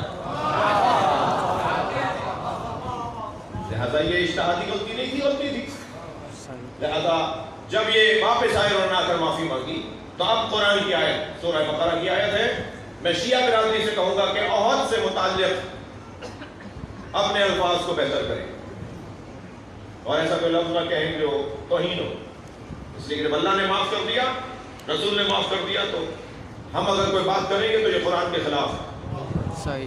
لقد عفا اللہ عنہم ان اللہ غفور رحیم، اللہ نے انہیں معاف کر دیا، اللہ غفور رحیم ہے۔ توجہ کر دی؟ تو جنگ احد کے اندر صرف 13 لوگ رہ گئے اور میرے مولا علی ان میں سے ایک۔ مگر علی جب سارا مجمع مسلمانوں کا تھا اس وقت بھی ویسے ہی لڑ رہے تھے، اور جب 13 لوگ رہ گئے تب بھی ویسے ہی لڑ رہے تھے۔ کسی نے کہا یا علی آپ، اچھا یہ واحد جنگ ہے جس میں مولا علی کے بدن مبارک پر 30 سے زیادہ چوٹیں لگی ہیں، زخم آئے مولا کے، واحد جنگ ہے جس میں علی کو تلواریں لگی ہیں، نیزے لگے ہیں، تیر لگے ہیں مولا کو، اور اسی کیفیت میں زخمی حالت میں علی میدان میں ویسے ہی لڑ رہے تھے جیسے اس وقت لڑ رہے تھے جب کوئی میدان چھوڑ کر نہیں گیا تھا۔ تو میرے مولا نے فرمایا میں میدان میں لشکر کی بنیاد پہ نہیں لڑتا، میں میدان میں اللہ کے توکل کی بنیاد پر لڑتا۔ لہذا مجمع ہو تب بھی علی ویسے ہی لڑیں گے۔ تو اور جملہ کہہ دیتا ہوں، علی اس مجاہد کو کہتے ہیں، علی اس مجاہد کو کہتے ہیں جو اپنی ذات میں لشکر ہے، اکیلا ہی لشکر ہے۔ جنگ احد اور جب ایسا مرحلہ آیا تو یہ واحد جنگ ہے کہ جس جنگ میں پہلی دفعہ اور آخری دفعہ ہوا کہ مولا کی تلوار ٹوٹ گئی. جی تلوار ٹوٹ گئی. پھر نیزے سے مولا نے اپنا دفاع کیا اور دشمن کا مقابلہ کیا. پھر علی کا نیزہ ٹوٹ گیا تو علی نے ایک چھڑی اٹھائی, ایک لکڑی اٹھائی. اب آپ خود سوچئے کہ کتنی مشکل جنگ ہو گئی. اور جب اس چھڑی سے بھی ایسے ہی لڑ رہے تھے جیسے تلوار سے لڑ رہے ہو تو فوراً جبریل ذوالفقار نے کہا ہے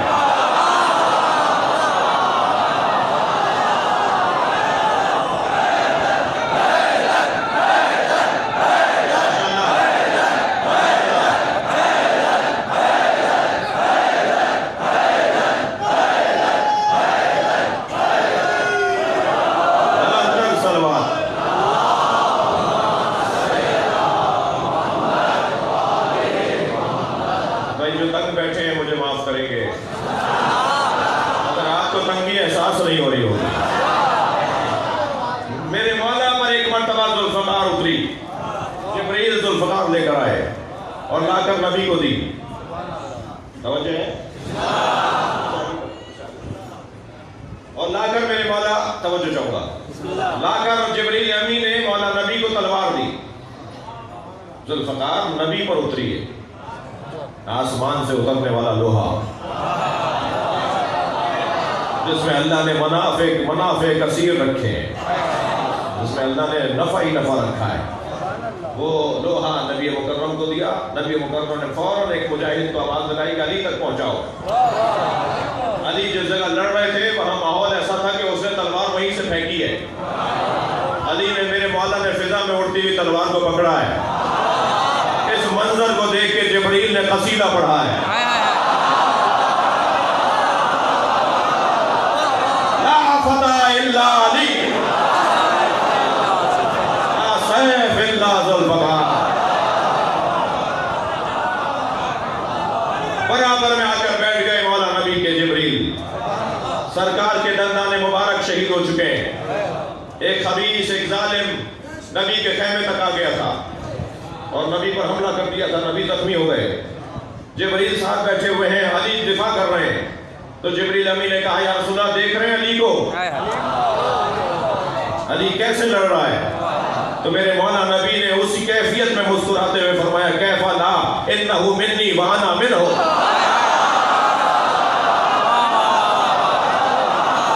اللہ اکبر.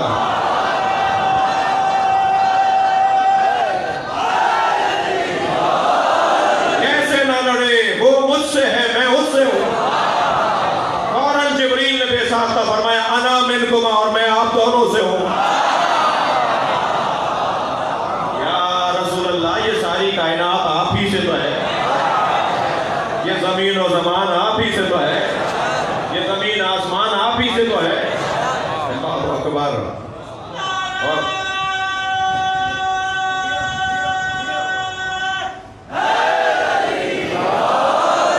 جنگ قابو میں آئی. علی والا 13 مجاہدوں نے رضوان اللہ تعالی علیہم, اللہ کا درود اور سلام ہو ان مجاہدوں پر. جب جنگ ٹھنڈی پڑی مولا زخمی حالت میں نبی کی خدمت میں آئے اور کہا یا رسول اللہ آپ کو جتنی تکلیف ہوئی ہے وہ مجھے معاف کریں. آگے بڑھ کر نبی نے علی کو گلے لگایا, آنکھوں میں آنسو بہہ لائے اور اصحاب سے مخاطب ہوتے ہوئے فرمایا ذرا علی سے پوچھو جب سب چلے گئے تو علی کیوں نہیں گئے. دیکھیے ہمارے ہاں جہاد فروعات دین میں ہے کہ نہیں. کیا نماز بولو, نماز, روزہ, بولو, جہاد فروعات دین میں ہے نا. اب ذرا مولا علی کا جواب سنیے. بزدلی کو علی کفر سے تعبیر کر رہے ہیں. بزدل ہوگے تو نماز بھی نہیں پڑھ سکو گے, بزدل ہوگے روزہ بھی نہیں رکھ سکو گے. 8 منٹ پہلے کھول لو کہیں برائی ہی نہ آ جائے.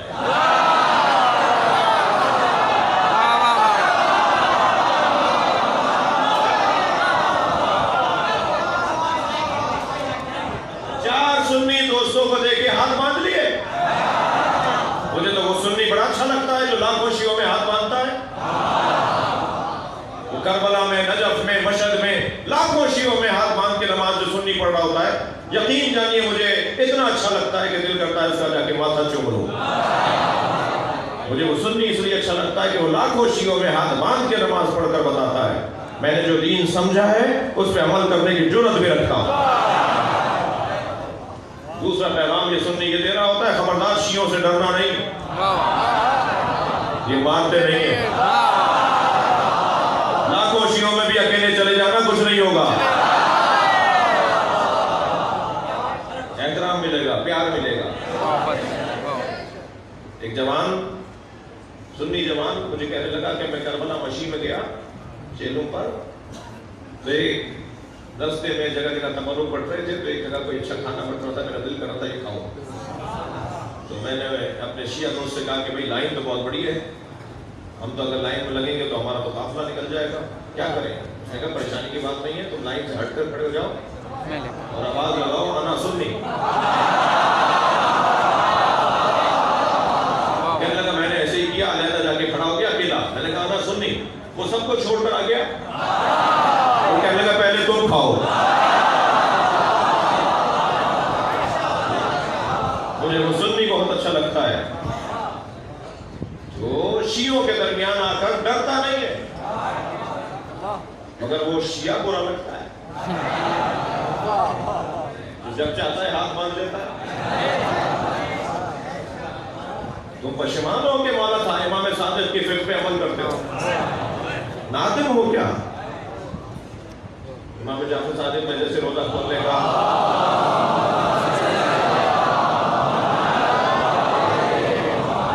میں ان کی مخالفت نہیں کر رہا،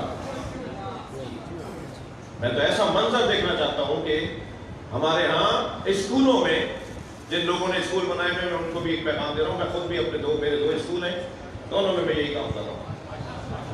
اسکولوں میں اگر اکثریت سنی بچوں کی ہے تو جب ان کے نماز کا وقت ہو تو سنی عالم دین کو لائیے، وہ ہاتھ باندھ کر جیسے پڑھتا ہے ایسے پڑھے اور سارے سنی بچے اس کے پیچھے پڑھیں. اور اسکول کے اندر ہر صف میں 2 کھولے ہوئے، 2 باندھے ہوئے، 4 باندھے ہوئے، 1 کھولا ہوا، یہ منظر نظر آنا چاہیے. اسکولوں سے ہی برداشت کی تعلیم، ایک دوسرے کو قبول کرنے کی تعلیم اسکول سے دیجیے. جب یہ اسکول میں سیکھے گا کہ مجھے سنی بچے کے ساتھ رہنا ہے اور سنی بچے کو سیکھے گا کہ مجھے شیعہ بچوں کے ساتھ رہنا ہے، تو یہ بوڑھے بھی ہو جائیں گے، شیعہ سنی میں لڑیں گے نہیں.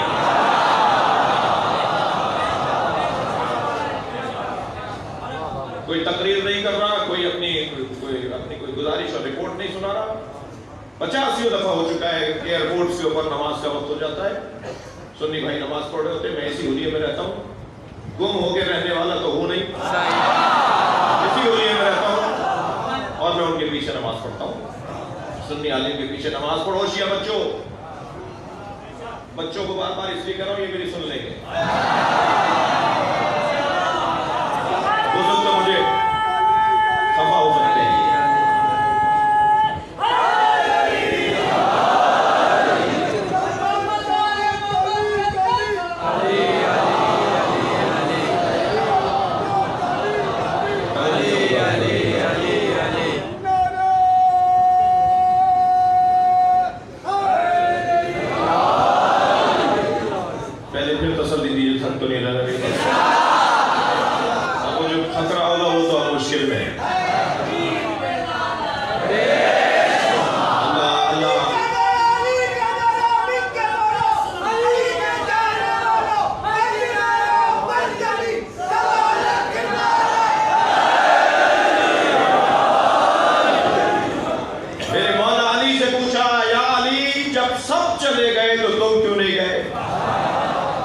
میرے مولا نے کیا جواب دیا؟ اکفروا بعد الایمان، کیا ایمان کے بعد کافر ہو جاتا؟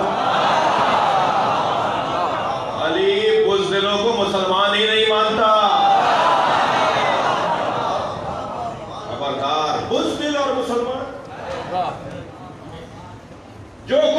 پاکستان میں رنگ رچایا گیا، ڈرامے بنائے گئے. فرقہ واریت پاکستان میں 2 ہی دفعہ ہوئی ہے، یا 82 میں ہوئی صرف کراچی کے حد تک، یا اب ہوئی ہے پورے پاکستان میں. بیچ میں جو ٹارگٹ کلنگ ہوئی، شہادتیں ہوئی، سنی بھی مارے گئے، شیعہ بھی مارے گئے، وہ فرقہ واریت نہیں تھی، وہ دہشت گردی تھی. کسی سنی نے شیعہ کی مسجد پہ حملہ نہیں کیا، کسی شیعہ نے سنیوں کی مسجدوں پہ حملہ نہیں کیا. فرقہ واریت تھی نہیں. فرقہ واریت کا ماحول بنایا جا رہا ہے جی، باقاعدہ توہینیں کی جا رہی ہیں، پوری قوم کی توہین کی جا رہی ہے. یہ ماتم کرتے ہیں، فلاں جانور کا، نجس جانور کا نام لے کر بولا جا رہا ہے. پوری قوم کی توہین کی جا رہی ہے. مگر جب مجھے پتا ہے کہ اس کے پیچھے سازش کیا ہے، تو میں اگر ان کے اکسانے میں جذباتی ہو جاؤں تو مراد تو ان کی پوری ہوگی. جب مجھے پتا ہے کہ سازش ہے، جب ہمیں معلوم ہے کہ اس کے پیچھے کوئی اور مقاصد ہے، تو وہ کتنا ہی مجھے چٹکی بھرتے رہیں، اکساتے رہیں، جذباتی کرتے رہیں، مجھے اپنے آپ کو سنبھالنا ہے، صبر کرنا ہے، برداشت کرنا ہے. پاکستان کی امنیت کو اولویت دینی ہے، ملک کی بقا اور سالمیت کو ترجیح. مگر یاد رہے تم کتنا ہی ہمیں اکساتے رہو، جذبات بھڑکاتے رہو، گالیاں دے کر، نامناسب جملے کہہ کر ہمارے لیے، ہماری قوم کے لیے آزمائشیں بناتے رہو، ہم ان ساری باتوں کا جواب ایک ہی دیں گے. پاکستان کی ملت جعفریہ اسرائیل کو تسلیم نہیں کرے گی. زندہ باد زندہ باد زندہ باد مرد آباد مرد آباد. ہم اسرائیل کو تسلیم نہیں کریں گے. اس کے پیچھے جو ارادے ہیں، ماحول ایسا بنایا جائے کہ اسی گدلے پانی سے مچھلیاں پکڑ لی جائیں. ہم دوبارہ صفین نہیں ہونے دیں گے، ہم دوبارہ جمل نہیں ہونے دیں گے، ہم دوبارہ علی کو تنہا نہیں ہونے دیں گے. سازش ہے، بہت بڑی سازش ہے. مجاہد کون ہے؟ جو میدان میں اکیلا بھی ہو تو اللہ پر بھروسہ کر کے لگتا. میں جنگ خندق اور خیبر کو چھوڑ رہا ہوں، مگر میرا دل کر رہا ہے کہ علی کی تلوار کی 5 خصوصیتیں بیان کروں. بسم اللہ.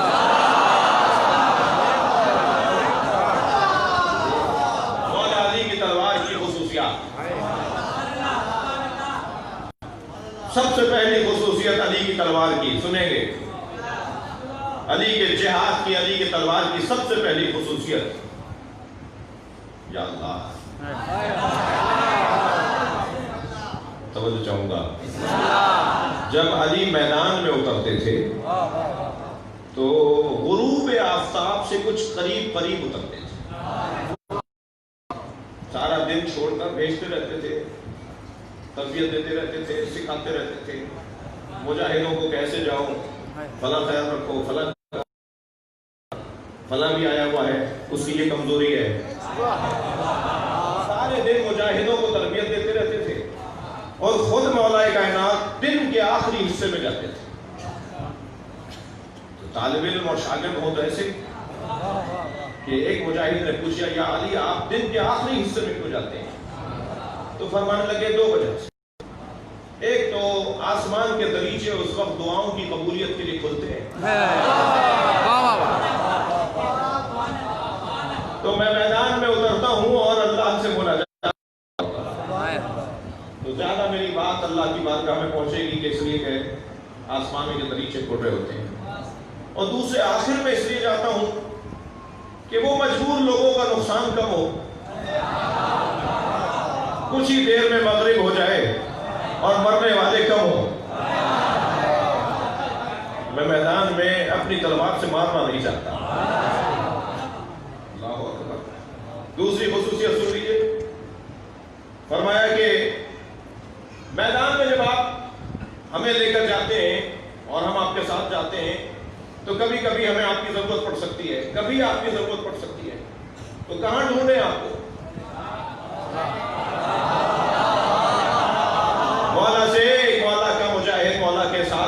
ہمارے مسلمان مجاہدوں میں ایک مجاہد نے کہا کہاں ڈھونڈے؟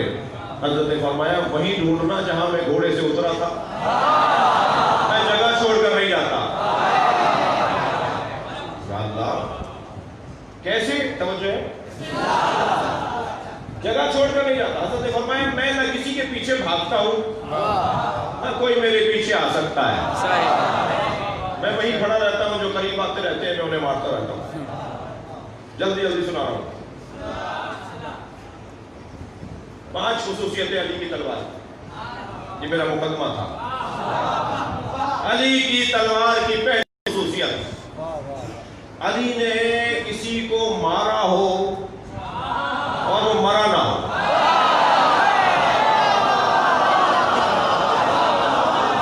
کسی نے کہا رسول اللہ سے یا رسول اللہ کوئی ایسا نہیں ملتا کہ جسے علی نے مارا ہو اور وہ زخمی رہ کر کبھی بچ گیا ہو، بھاگ گیا ہو، زخمی ہو گیا تھا، بعد میں اٹھا کر لے گئے، زخم مرہم پٹی ہوئی اور وہ بچ گیا۔ کوئی نہیں ملا ہمیں ایسا، توجہ کریں میرے ساتھ، کوئی نہیں ملا مجھے ہمیں ایسا کہ جس نے یہ کہا ہو کہ ہم فلاں میدان میں علی کی تلوار سے زخمی ہوئے، کچھ دن زخموں میں رہے اور علاج معالجہ ہوا تو ہم بچ گئے، ٹھیک ہو گئے۔ کہا کیوں ایسا ہوتا ہے؟ تو میرے مولا نبی نے فرمایا سیف اللہ الذی لا یخطا، اللہ کی تلوار خطا نہیں کرتی۔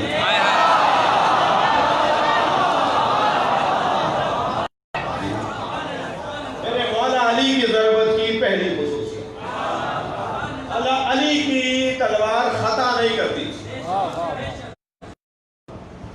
علی کی تلوار کی دوسری خصوصیت، عمودی چلے یا افقی چلے، اوپر سے نیچے مارے یا دائیں سے بائیں، یا افقی چلے یا عمودی چلے، گرام اور تولے ماشے کا گھڑوں میں فرق نہیں، برابر کے گٹے۔ جب یہ چاہتے تھے کہ یہ جانے کہ اسے مارا کس نے تو کہتے تھے کہ ذرا وزن کر کے دیکھیں، اول تو پہلے ہی سامنے نظر آ جاتا تھا، لیکن کبھی ایسا ہوا تو کہا کہ وزن کر کے دیکھیں۔ ایک گرام کا فرق نہیں ہوتا، جس کی ضربت میں عدالت ہو اس کے مزاج میں کتنی عدالت ہو، کتنی عدالت ہو۔ یہ مولا علی کی ذوالفقار کی دوسری خصوصیت۔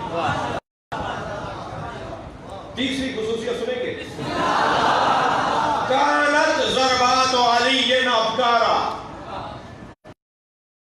ابکار بکر کے خاندان کا لفظ ہے، باقرہ کے خاندان کا لفظ ہے۔ کانت ضربات علی ابکارا، علی کی ہر ضربت نہیں ہوتی۔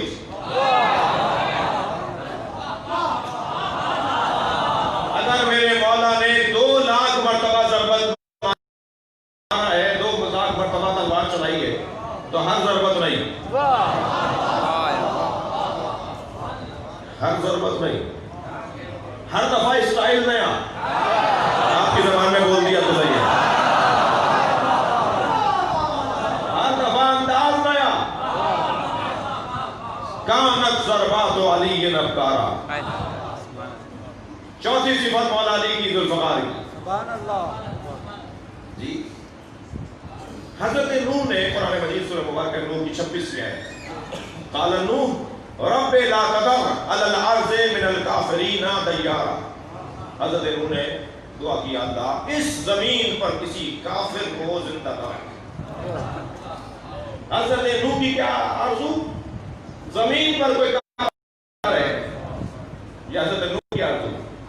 اب ذرا مزاج حیدری دیکھیں، جنگ صفین میں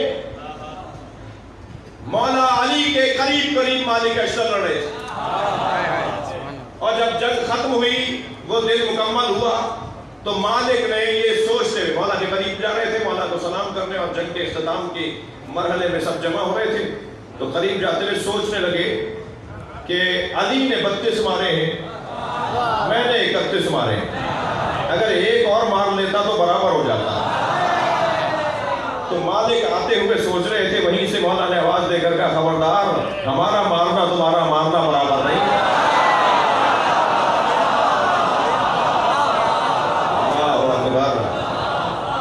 خبردار، ہم جب مارتے ہیں تو میری تلوار دیکھتی ہے کہ نسل میں کوئی مومن تو آنے والا نہیں،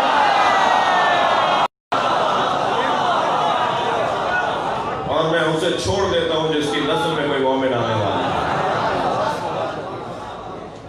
یہ علی مولا کی ذوالفقار کی چوتھی اور پانچویں صفت سنیں گے۔ مولا کی جو تلوار تھی ذوالفقار، اس کے دونوں طرف دھار تھی، اس کے منہ بھی تھا، اس کا منہ بھی تھا، جیسے دو لب ہوتے ہیں، یہ بھی تھا۔ اچھا، تلوار پہ کچھ لکھا ہوا بھی تھا،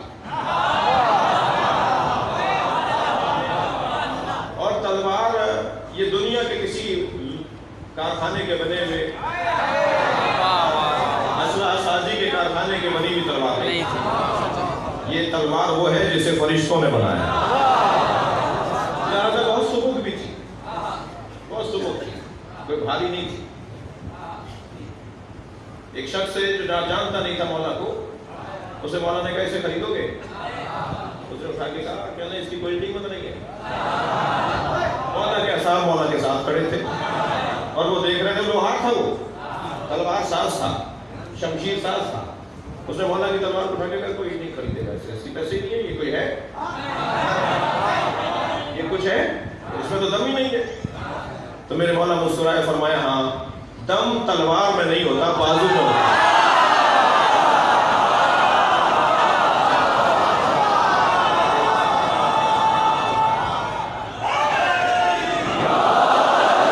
تلوار پہ جو لکھا ہوا تھا وہ دو جملے سنا تم۔ میرے مولا کی تلوار پہ کچھ کندہ ہوا تھا، کچھ لکھا ہوا تھا، من لم یرحم لا یرحم۔ ایک جملہ، جو کسی پر رحم نہیں کرتا اس پہ رحم نہیں ہوتا۔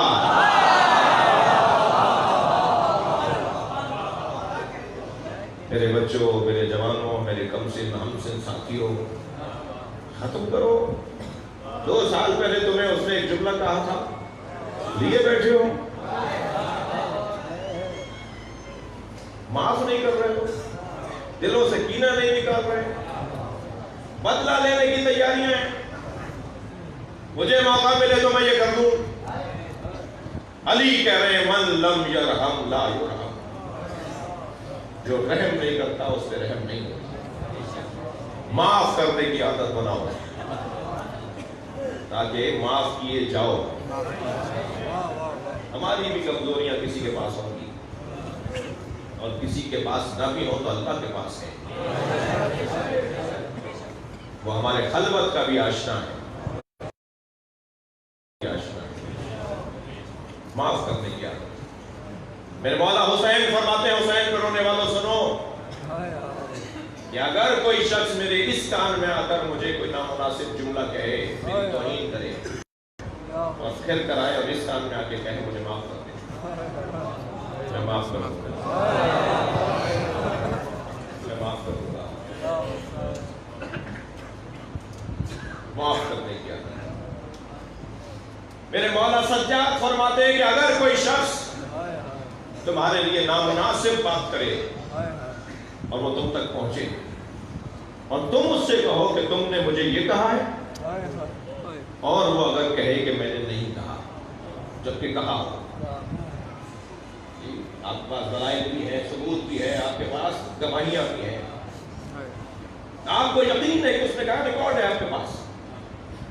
امام فرمانے ہیں کہ اگر کسی شخص نے تمہارے لیے نامناسب جملہ کہا اور تم اس سے کہو کہ تم نے یہ کہا ہے اور وہ یہ کہے کہ میں نے نہیں کہا، تو اسے توبہ کے درجے پہ رکھ کر معاف کرو،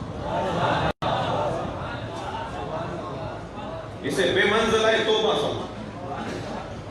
ایک آدمی توبہ کر رہا ہے، کہہ رہا ہے میں نے نہیں کہا، معاف کرو، نہیں گواہیاں بھائی لڑنا ہے کہ نہیں، میں اسے لے کر آؤں گا، خلا کو بلاؤ، تم نے اس کے سامنے کہا، کرو کرو۔ ایک آدمی کہہ رہا ہے کہ میں نے نہیں کہا، میں نے نہیں کیا بھی ہے، ثبوت بھی ہے، امام کے چاہنے والوں کا اخلاق امام کے مطابق ہوگا. معاف کر دو, ختم کرو بات کو.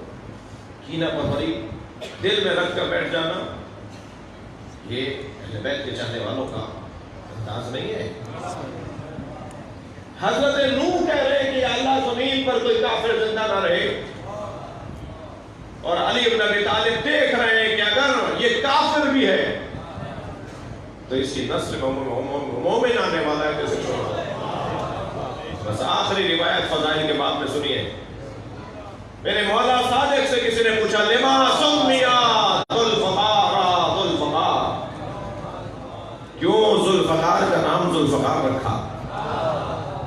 ذوالفقار کا نام ذوالفقار کیوں ہے؟ ہر تلوار کا نام تو ذوالفقار نہیں ہے. ذوالفقار کا نام ذوالفقار کیوں ہے؟ میرے مولا صادق کا جملہ سنیں. حضرت فرماتے ہیں لأنه ما ضرب به امیر المومنین, اس لیے ذوالفقار کو ذوالفقار کہتے ہیں کہ علی نے اس کے ذریعے کسی کو نہیں مارا الا افتقرا. ذوالفقار, ذوالفقار دو فقروں والی, دو فقروں والی تلوار. اب فقر سے مراد ادھر بھی دھار ادھر بھی دھار, یہ سمجھا جاتا ہے دو دھاری تلوار کو ذوالفقار. لیکن مولا صادق تو کچھ اور کہہ رہے ہیں. مولا صادق فرما رہے ہیں لأنه ما ضرب به امیر المومنین احدا, کسی شخص کو علی نے اس کے ذریعے نہیں مارا الا افتقر فی الدنیا من الحیات وفی الآخرۃ من الجنہ, مگر یہ کہ وہ شخص دنیا میں زندگی سے محروم ہو گیا, آخرت میں جنت سے محروم ہو گیا. یہ دنیا میں زندگی سے محروم کر دیتی ہے اور آخرت میں جنت سے محروم کر دیتی ہے. یہ دو فقیر بناتی ہے, زندگی کا فقیر اور جنت کا فقیر. علی علی فضائل میں بھی علی اور مسائل میں بھی علی. مولا علی کے مسائل پر اگر غور کریں, علی کی مصیبتوں پہ غور کریں تو علی جیسا مظلوم کوئی نہیں. مولا کو پتا تھا کہ بدر میں جو مار رہا ہوں تو اس کے بدلے میں میرے علی اکبر کو بخشی ہے. پتا تھا میرے قاسم پہ گھوڑے دوڑائے مگر اللہ کی خاطر, اللہ کے دین کی خاطر, نبی کی نبوت کی خاطر, قرآن کی خاطر پتا تھا مولا علی کو کہ میں جو بدر میں مار رہا ہوں اس کے بدلے میں میرے حسین کو گھوڑے سے چڑھایا. سلام ہو علی جیسے مظلوم پر. علی کو پتا تھا میری زینب کے سر سے چادر اجرکم اللہ. حضرت آنو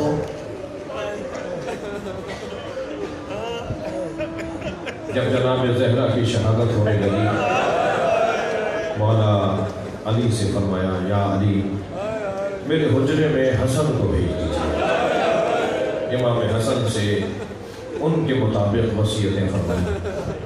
پھر امام حسن کو بھیج کہا بیٹا باہر جاؤ, بابا سے کہو کہ حسین کو بھیج دیں. پھر مولا حسین کو بلا کر مولا حسین کے مطابق ان کے مطابق انہیں وصیتیں فرمائیں. پھر آخر میں فرمائیں اب زینب کو بھیج دیں. آپ کو اندازہ ہے جناب زینب کی عمر 4 سال, 4 سال کی بچی ماں سے محروم ہو رہی ہے. آپ کی آوازیں بلند ہیں, مجلس میں خواتین بھی بیٹھے ہیں, مجلس میں مائیں بھی ہیں. اگر کوئی ماں بیمار ہو جائے اور بچے اس کے چھوٹے ہوں اور بیماری اس کی لا علاج ہو جائے تو چھوٹے بچوں کی ماں جب مر رہی ہوتی ہے وہ بہت تکلیف سے ہوتی ہے. وہ کہتی ہے میرے بچوں کو پالے گا کون, میرے بچوں کو سنبھالے گا کون. اسے یہ تکلیف ہو رہی ہوتی ہے.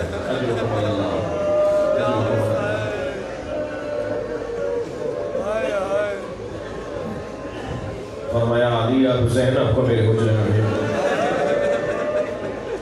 جب جناب زینب حجرے میں آئی فرمایا زینب یہ صندوق اٹھا کے لاؤ۔ یہ بھی صندوق اٹھا کے لائی، کیسے کھولو؟ کھولا تو اس میں کفن رکھے ہوئے۔ فرمایا زینب جب میرے بابا کی رحلت ہو رہی تھی تو جبریل جنت سے پنجتن کے 5 کفن لائے تھے، 5 حنوط لائے تھے، 5 کفن لائے تھے۔ ایک کفن بابا کو دے دیا گیا، یہ 4 کفن ہے۔ تم ایک ایک کفن مجھے دکھاتی رہو، میں تمہیں بتاؤں کہ کون سا کفن کس کا ہے۔ اجرکم اللہ۔ میں کہوں گا جناب زینب سے بڑی ذمہ داریاں مل رہی ہیں، بی بی زہرا سے کہوں گا بڑی ذمہ داریاں دے رہی ہیں۔ 4 سالہ بچی کو کفن دیے جا رہے ہیں، اور کفن بھی دینا زینب کی ذمہ داری۔ ایک کفن دکھایا، فرمایا زینب انہی دنوں میں تمہارے بابا گھر میں آئیں گے، انہیں میں نے بتا دیا ہے کہ یہ کام کس کا ہے، تم سے آ کر تمہارے بابا میرا کفن مانگیں گے۔ یہ کفن میرا ہے، یہ والا کفن میرا کفن اپنے بابا کو دے دینا۔ دوسرا کفن دکھایا، فرمایا زینب کچھ مدت کے بعد تمہارا بھائی حسن گھر میں آئے گا اور تم سے کہے گا بابا علی کا کفن دے دو، تو میری بے بچی یہ کفن تمہارے بابا علی کا ہے، یہ اپنے بابا کو دے دینا۔ ایک اور کفن دیکھ کر فرمایا بیٹا کچھ مدت کے بعد تمہارا بھائی حسین گھر میں آئے گا اور تم سے کہے گا بھائی حسن کا کفن دے دو، تو یہ تمہارے بھائی حسن کا کفن ہے۔ آپ رو رہے ہیں، تصورات میرے ساتھ ہیں۔ آخری کفن رہ گیا، آخری کفن رہ گیا، جناب زینب نے دیا تو بی بی رونے لگی، اور روتے ہوئے جناب زینب نے فرمایا یہ بھی حسن کا کفن ہے، تمہارا بھائی حسین دوبارہ تم سے کفن مانگے گا تو یہ کفن بھی اپنے بھائی حسن کا حسین کو دے دینا۔ جناب زینب کمسن تھی نا، تو ایک مرتبہ کہنے لگی اماں بھائی حسین کا کفن؟ رونے والوں بی بی زہرا کی آنکھوں میں آنسو آ گئے، فرمایا حسین کا کفن جنت سے نہیں آیا۔ اجرکم اللہ۔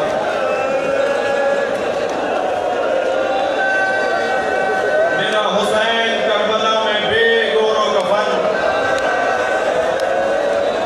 اجرکم اللہ، اجرکم اللہ۔ تسلی کر کے روئیں گے، مجلس میرے حصے کی آخری مجلس ہے، نہیں معلوم آئندہ سال ان مجالس کی توفیق ہے یا نہیں، ویسے ہر مجلس کو یہی سوچ کر سنا اور پڑھا کریں کہ یا اللہ اگر ہماری زندگی ختم ہو رہی ہے تو آج کی مجلس کو ذریعہ نجات بنا، کہ ہماری آنکھوں میں آنے والا اثر ہماری بخشش کا ذریعہ ہو جائے۔ سلام ہو زینب کبریٰ پر۔ بی بی کے لقبوں میں ایک لقب ہے مصیبتوں کا دامہ، جس کے گرد مصیبتیں طواف کرتی ہیں اسے زینب کہا جاتا ہے۔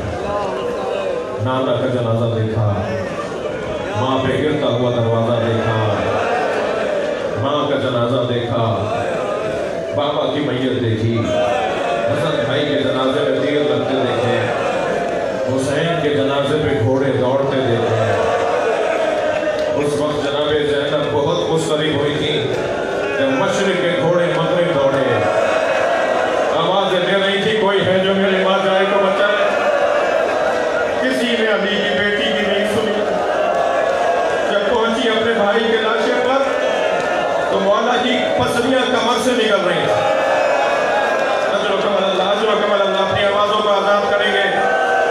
مولا کی پسلیاں پہچانا نہیں گیا لاشا، لاشے کو دیکھ کر کہا انت اخی زینب، تم ہی زینب کے بھائی حسین ہو۔ یہ کہہ کر لاشے کے گھر چکر کاٹنے لگی۔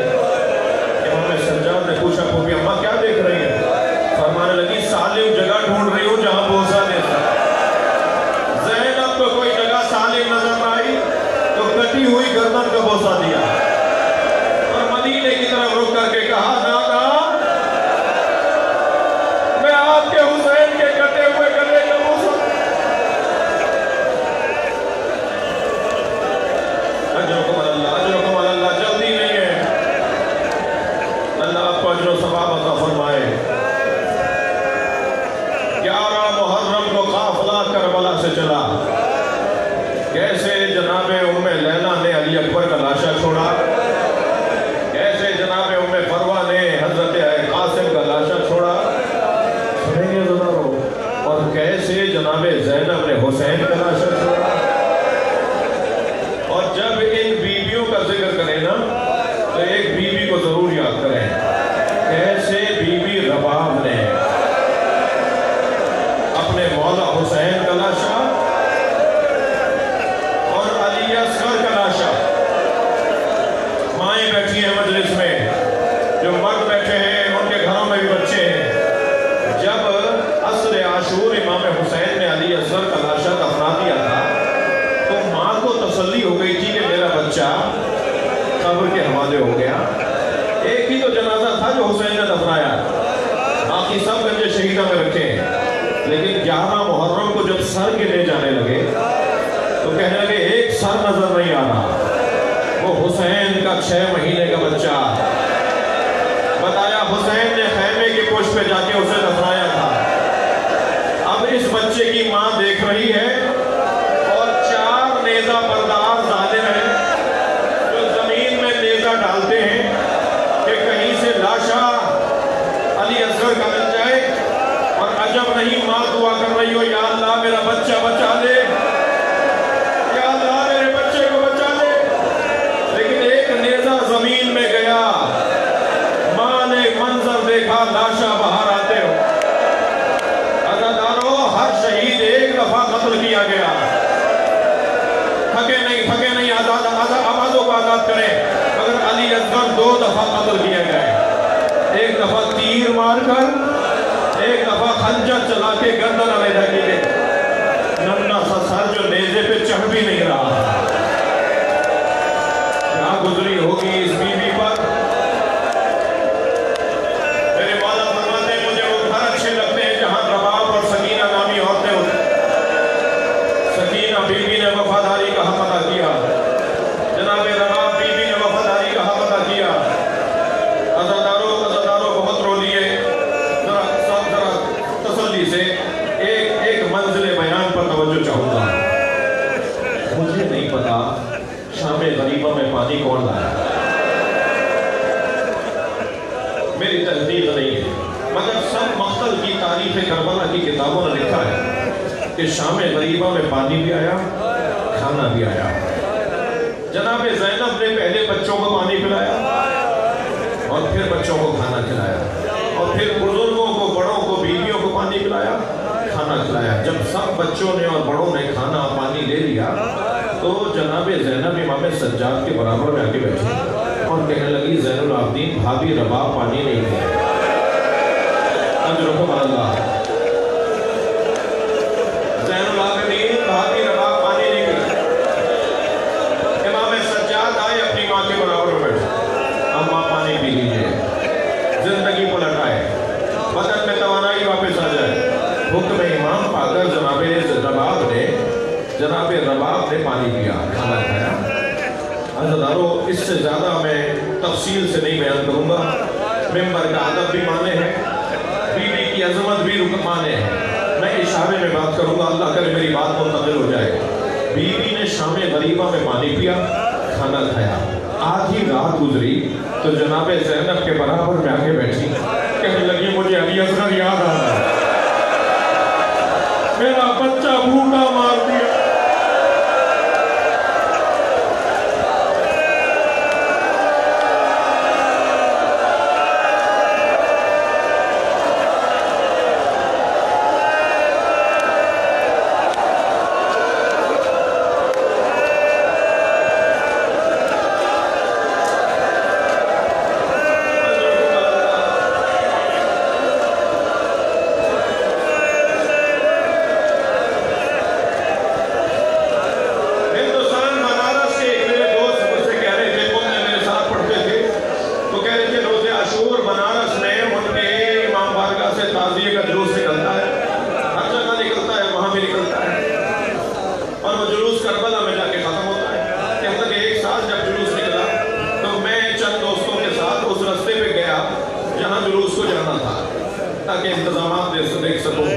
کہنے لگے آگے بڑھے تو سامنے ایک چوک تھا جس پہ ہزاروں کی تعداد میں ہندو عورتیں کھڑی تھیں.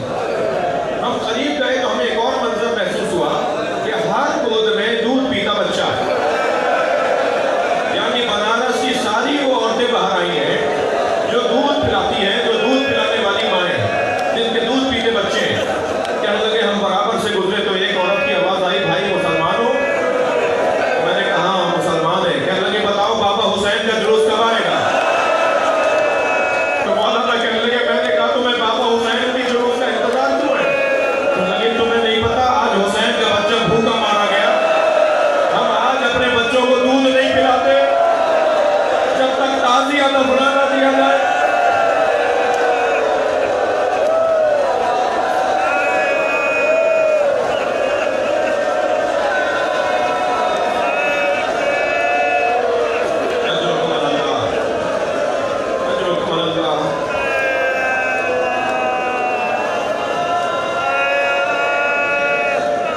کیسے چھوڑا ہے مولا کا لاشا جناب رباب, اس کا بیان مشکل ہے. میں ایک اشارہ کروں گا, اللہ کرے میری بات چلی جائے. جناب رباب کو مولا حسین کا لاشا چھوڑ دی گئی تو ایک ظالم ابن جمو نامی ایک ظالم نے بیوی پہ ہاتھ اٹھایا. امام سجاد کی آواز ہے,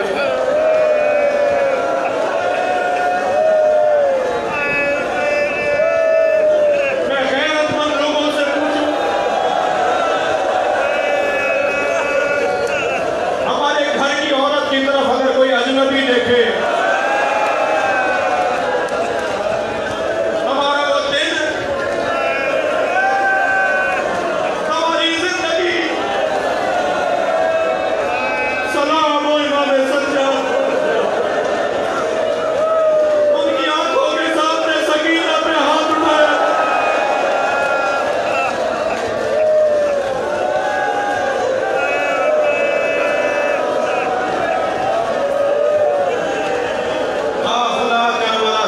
تھکے نہیں, اللہ آپ کو حوصلہ عطا فرمائے. قافلہ کربلا سے چلا کوفہ آیا, کوفے سے چل کے شام آیا, شام میں اسیر رہا, اسیرے سے رہائی کا موقع آیا. دو سبب لکھے گئے ہیں کہ کیوں رہا کر دیا. ایک سبب تو سکینہ کی جنازے کی کیفیت, زندان شام میں ننھا سا جنازہ. اس بچی نے خود اسیر رہ کر سب کو آزادی دے.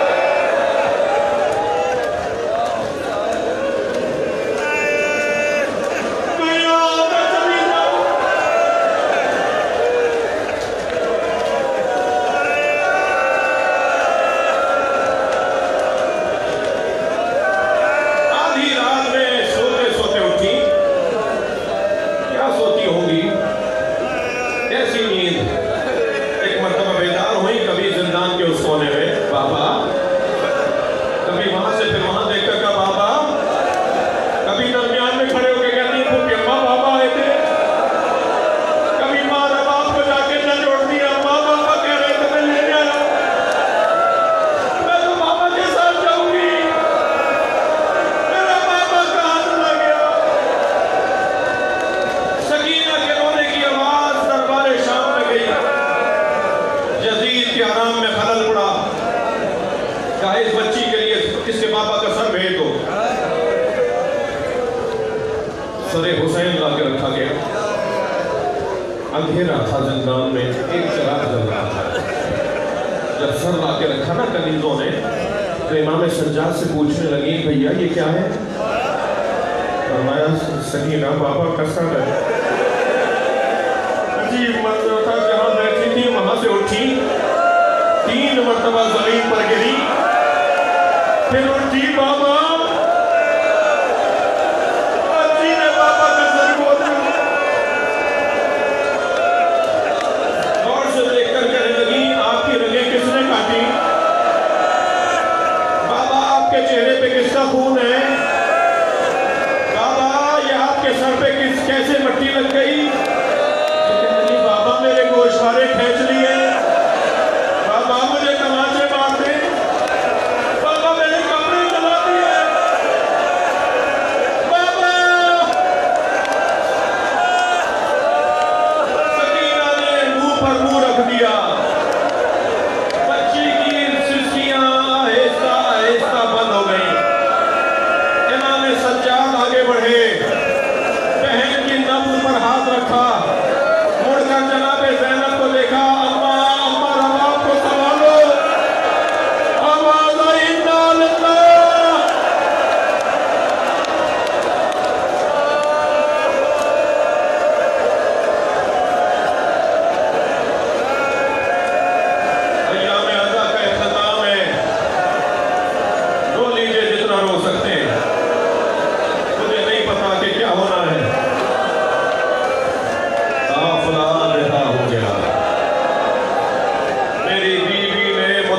किया मुझे घर चाहिए जहां मैं अपने भाई का मातम करूं।